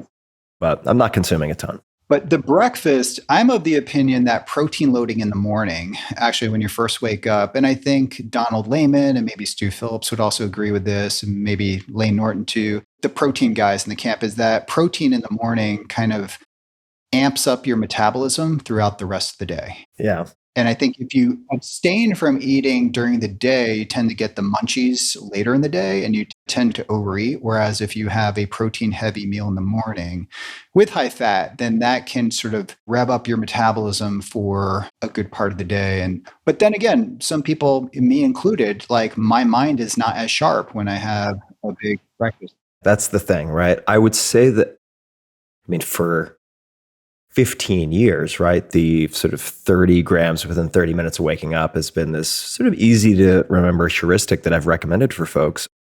And that if I am not intermittent fasting, that's also what I do. But I've become so addicted to the mental sharpness that it's just like, man, I know that if, for instance, if I want to do 3 hours of writing, I do not want to have food immediately prior to that. Yeah.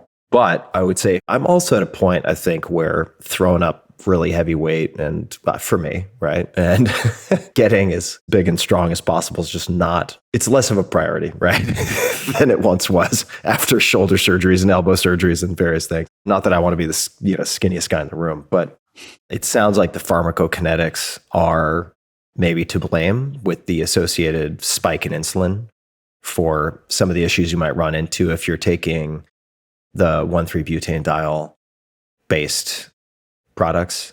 It can be, and I suspect it is, and I've kind of, proven kind of with myself that's the case, but it also can be mitigated in part by taking it with a meal or taking it with MCT. It is metabolized like 30 milliliters of 1,3-butanediol is kind of like 30 milliliters of ethanol. Yeah. And then 1,3-butanediol can create dependence, and it also can create you get withdrawal. Oof. So it's established in the literature. There's several publications just showing that with 1,3-butanediol will produce dependency. And when you abruptly stop 1,3-butanediol after consuming it for a period of time, there's essentially alcohol withdrawal from that. What are the symptoms of that? I'm imagining you don't get like DT, right? You're not getting like shakes or anything, are you? But what happens? It's like classical kind of ethanol withdrawal, maybe not quite as dramatic, but the glycols or dialcohols do have a GABAergic effect. So you're, doing that.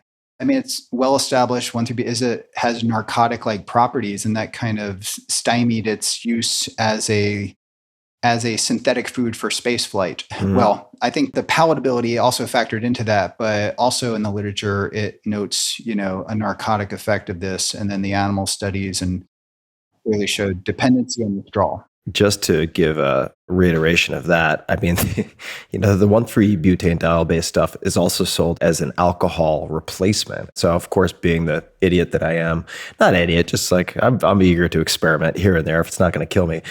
And so I thought, you know what? I don't want to drink tonight. I remember where I was in upstate New York, about to go to a restaurant with a friend. I knew he would want to drink. And then I wanted to be able to say, hey, I already had this ahead of time. Don't worry. Like we're on the same level. And I chugged a small can. It wasn't in terms of liquid volume a lot, right? I don't know, 6 ounces, 8 ounces. And I felt like I could barely walk to the bathroom. Like I was smashed. It was like almost knocked the glass off the table. I was like, holy shit, I did not do this sort of risk assessment properly. Yeah. Like, thank God I'm not about to get into a car because it took a little while to wear off. So that narcotic effect, it's not always subtle. I made Jello shots. I made 1,3-butanediol Jello shots. And before we made the ketone esters in 2009, Patrick Arnold and I kind of formulated it. Patrick Arnold. So people who don't recognize Patrick, listen to my conversation with him from years ago. But if you know Balco or remember when Barry Bonds grew a few head sizes or any of that stuff.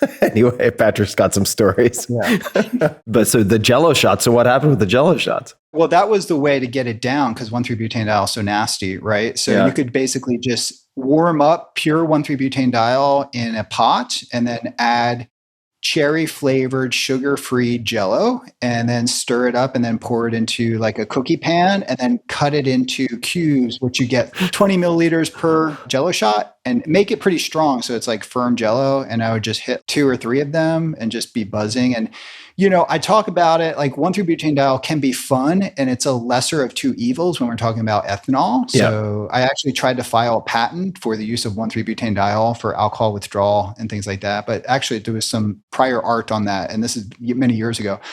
But I actually do think it could be part, used by people if they could transition off of ethanol, potentially use that. But there are other ways to get off alcohol. I'm not advocating for that. But my concern is why I'm talking about it now too, is that I know there's older people out there with dementia, perhaps Alzheimer's disease, that if they're consuming 1,3-butanediol as a ketogenic supplement, it's going to make you dizzy. It's going to decrease your stability. It's going to make you potentially fall, break your hip. Mm-hmm. And then when you're older, your ability to detoxify alcohol at an 80-year-old only has like 20 or 30% of the capacity to do that. So the same amount of 1,3-butanediol for a 20-year-old is going to be like 3 to 5 times harder on your liver, like as we age, right? And people note that as you age, you just can't tolerate the same amount of alcohol. Yeah. So I think these things, the 1,3-butanediol based supplements, the straight up 1,3-butanediol and 1,3-butanediol based ketone esters are problematic for the age population that I think some of these products or companies are targeting. Mm-hmm. I say that not only as a scientist, but because of the volume of emails that I get on that. If people are like, I got super buzzed, I didn't know what happened. And some people are very sensitive to it. Like I gave my wife she can't tolerate alcohol at all. And she took a shot glass of the stuff and she like could not believe that it was a legal supplement to sell. And now this will probably interest a lot of people, so they'll probably go out and buy it. But I'm just saying, if you're sensitive to alcohol, you're going to get overly buzzed. And my concern is that, hey, if you want to use it for recreational, like that's your thing, and maybe it's better than alcohol. But for older people, a large dose of 1,3-butanediol is problematic from a narcotic, from the potential for just getting drunk, just straight up drunk. And Dr. Veach told me that a long time ago, because I was trying to get the ester from him. And I was like, what if I just use 1,3-butanediol? It's like, you'll get drunk. So it's like he instilled that do not do that. That's what he said. And Veach was the co-inventor, is that fair to say, of the bonded monoester that was funded in part by, was it the DOD or DARPA? DARPA, and then patented at Oxford. Is that right? Am I getting my facts straight, or am I getting things mixed up? Yeah, well, Oxford sort of acquired the IP and made a company out of it. But we have to credit Dr. Richard Veach, who passed away a few years ago, for the conception of a ketone ester. Dr. Veach was the student of Hans Krebs. Krebs cycle? Krebs cycle, yeah. That's wild. Wow. Yeah. I went to Dr. Veach's lab at the NIH. I saw the whole ketone process. I tested different things. We were in communication. And I think he was a very colorful character, and he had an amazing mind. We agreed to disagree on some things, but I consider him a mentor of mine, and I think we all owe a lot. I don't think exogenous ketones may even not exist. Well, Henri Brunengraber and some other people, Sammy Hashem, developed the triester. So there was other people in this space, but he really advanced the science and ultimately the application of exogenous ketones, and I think has written extensively about it. Yeah. I mean, these things were around for a long time, and I think as science advances, we have more information, and then I have pivoted away from these things, although we still use them in some experiments. I published some really nice data on 1,3-butanediol, actually even in cancer studies too. So, but at the same time, I realized that the negative effects, and I can pivot away from that. We have other molecules like in development now. So I know as I'm watching things get dark on the East Coast for you, that we'll wrap up in just a few minutes. But in brief, you mentioned fat, salt, fiber, right, as things that can be helpful for slowing, I guess, gastric emptying of these meals that I'm having. And I'm curious for you, on a ketogenic diet, what are your favorite sources of fiber, supplemental or in whole food form? Whole food form, I like broccoli. I buy broccoli florets, and then I cut the tip of the floret off. And I have like a bowl of that, and I give the stalk and stuff to my dogs, and I chop it up for their fiber. So that's something that I do. I don't know, just to get a higher dose of broccoli. But broccoli, and then wild blueberries, it has about half of the sugar and more fiber. They're about a quarter of the size of like the huge blueberries you buy at like Walmart. So wild blueberries, I like apples because they have a certain fiber called pectin in it. Some people that have a problem with fiber can't digest pectin or they get gassy. So it's on the FODMAP list or whatever. But wild blueberries, just green vegetables in general, but I like broccoli and apples are pretty much something I have every day. Now, the wild blueberries, I just want to really underline wild for people because that is not what you're necessarily going to get at your local grocery store that's been optimized to be as sweet as possible. They're in Publix, so I can get them in Publix down here. And I think, I don't know, actually, I think they're in Walmart too. I think you can go to Walmart and I think you might have to like sneak around for them, but there's a brand, they have wild raspberries and blueberries and blackberries together. Okay. I forget the name of the brand, but they come in like big 2 or 3 pound bags too. So how much can you eat of apples or berries before undoing all the good metabolic work that you're doing in ketosis, right? Because even, for instance, we've talked about how easy it is, and it really is easy as long as you're pretty simple to please dietarily to say travel for keto, right? So you just pack a bunch of canned sardines, mackerel, maybe some oysters and macadamia nuts, and like you're kind of good to go. Like these things are pretty calorically dense. But the macadamia nuts, I was looking at the bag the other day because it's one of the few kind of crunchy things that I feel like I can eat aside from some of these vegetables. And I was like, wow, if you go whole hog on the macadamia nuts, you can rack up the carbs after a while. What about apples and berries? Where's your cutoff point for yourself? Macadamia nuts actually have that 3-to-1 to 4-to-1 ratio of fat to, so they are pretty high in fat, but cashews and then almonds and other nuts. I like walnuts too. I forgot to mention. So I have walnuts, small organic apples we buy, wild blueberries, and broccoli pretty much every day. And all that together ends up being about 60 to 70 grams of carbs, but 1/3 of the carbs is fiber. So it's essentially non-glycemic. And then I tend to, like, haven't had any of that today, but I tend to have that at dinner and then my snack at nighttime. So everything that I just mentioned, the carbs. But I don't think about it as undoing ketosis.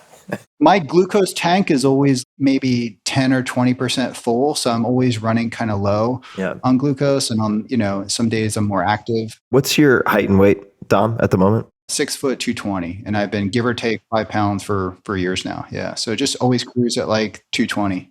Yeah. So 100 kilograms. So good body composition. That is a lot of muscle for people who are not watching the video. So I'm just trying to set the maybe context for what your tolerance might be for grams of carbohydrates. I have pretty good tolerance for carbs now, but I think I have good tolerance more now because I've titrated some carbs back in. Because I did go probably at least 5 years on like very low clinical ketogenic. And I did end up losing like almost 18 pounds of lean body mass. And then I took a year off in 2018 when we bought our farm. I was very busy on the farm. Then I bought weights and just have it on the farm. And then I've been doing DEXA. My last DEXA, it was 218, but I was like 9.8% body fat, still under 10%. But I gained muscle when I got back into lifting and just did the heavy compound movements again. But I don't go super crazy on the weight, but I do train hard.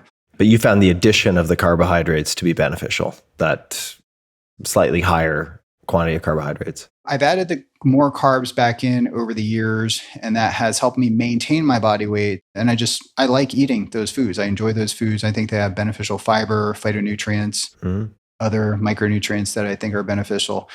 And I can maintain a level of ketosis about, 0.5 to 1.5 day in and day out, eating those foods every day. Yeah. And I do titrate in like the MCTs, and I get like 1 or 2 packets of keto start a day, maybe up to 3 if I'm traveling. But that's my normal protocol, and has optimized all my biomarkers. I actually got full blood work today, kind of waiting for that to come back to see. It should be interesting. I was inadvertently took something that I thought was laced with some gummies I told you about, but people are going to assume when people hear gummies, they assume it's THC, but this was theanine and magnesium. It should have been really innocuous, right? Is that right? Yeah. Theanine and magnesium. My wife bought it at Marshall's. We both took 2. We woke up in the morning And she says, I'm dizzy. She's asking me, what did you give me last night? I was like, I didn't give you anything. Because sometimes they give her stuff. I tried to get up, fell flat on the floor. Both of us could not walk. We were both like completely incapacitated. I called the poison control center.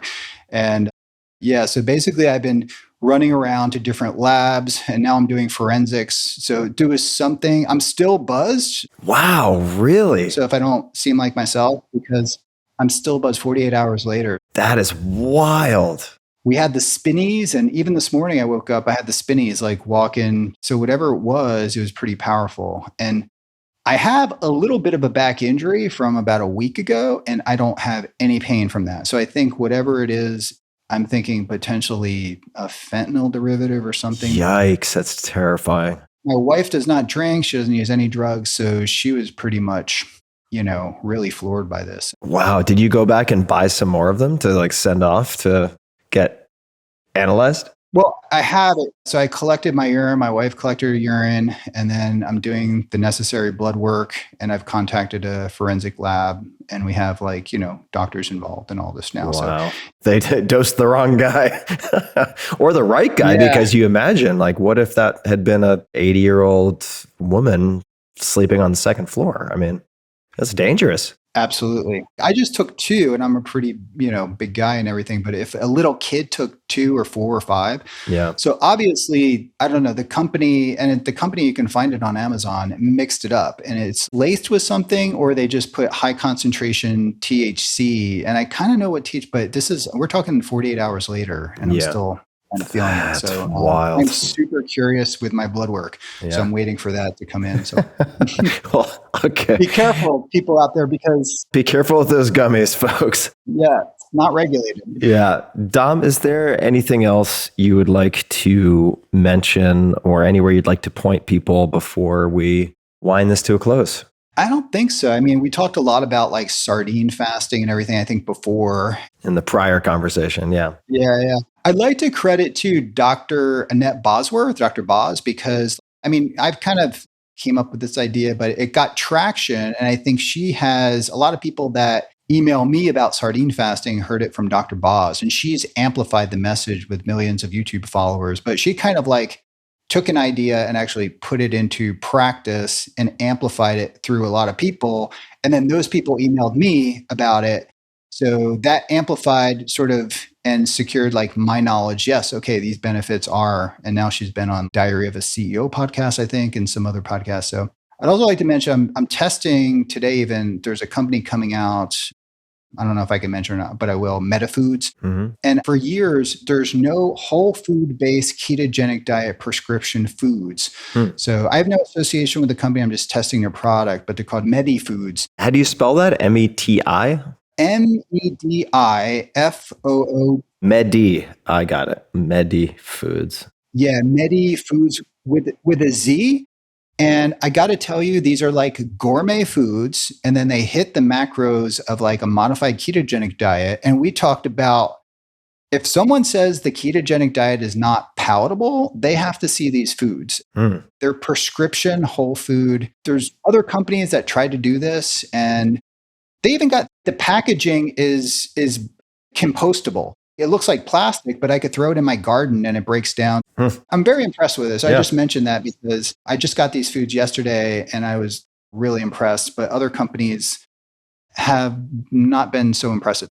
So Medifoodz is pretty impressive. And Quest Nutrition tried to do this a while back, and I think their foods were good, but they got a new CEO and just phased it out. But I like the idea of a prescription whole food ketogenic diet that potentially a doctor could write a prescription, and a week of foods could be sent to the patients.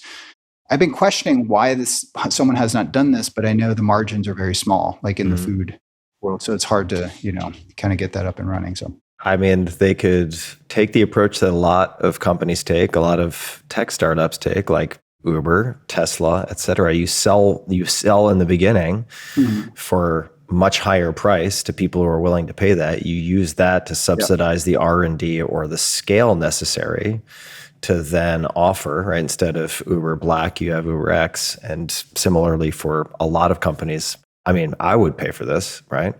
And I'm I wouldn't say totally price insensitive, but I'm willing to pay for convenience because there does come a point where I've had enough canned mackerel and salads with ribeye that I would love to have something else. Yep. In any case, so I will check out Medifoodz. Let's see, Dom, are you active on social anywhere? Should people find you anywhere online?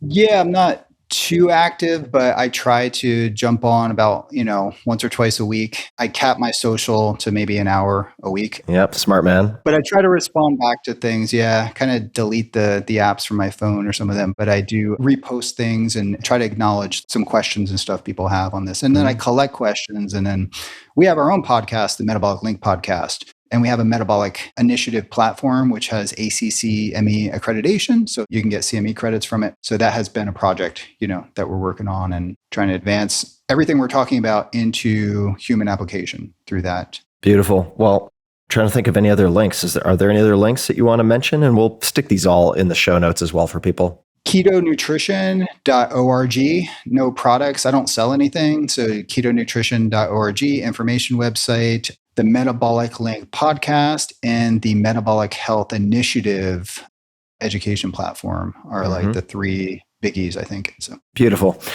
We will link to all of those things for people listening, as well as God save the people who help me do the show notes. They're going to have a lot to dig through, but we will link to everything that we can find a link for at tim.blog/podcast. Just search Dominic, and this will be the most recent episode. We may have some in the future, so you'll find it. And Dom, thank you so much for taking the time, man. Always great to see you. My pleasure. Thank you, Tim, for having me. Appreciate it. Good seeing you. Yeah, and everybody, as per always, thanks for tuning in. And until next time, be just a bit kinder to others and also to yourself, especially if you might be self-flagellating yourself over not hitting your GKIs like yours truly. All right, take care, everybody.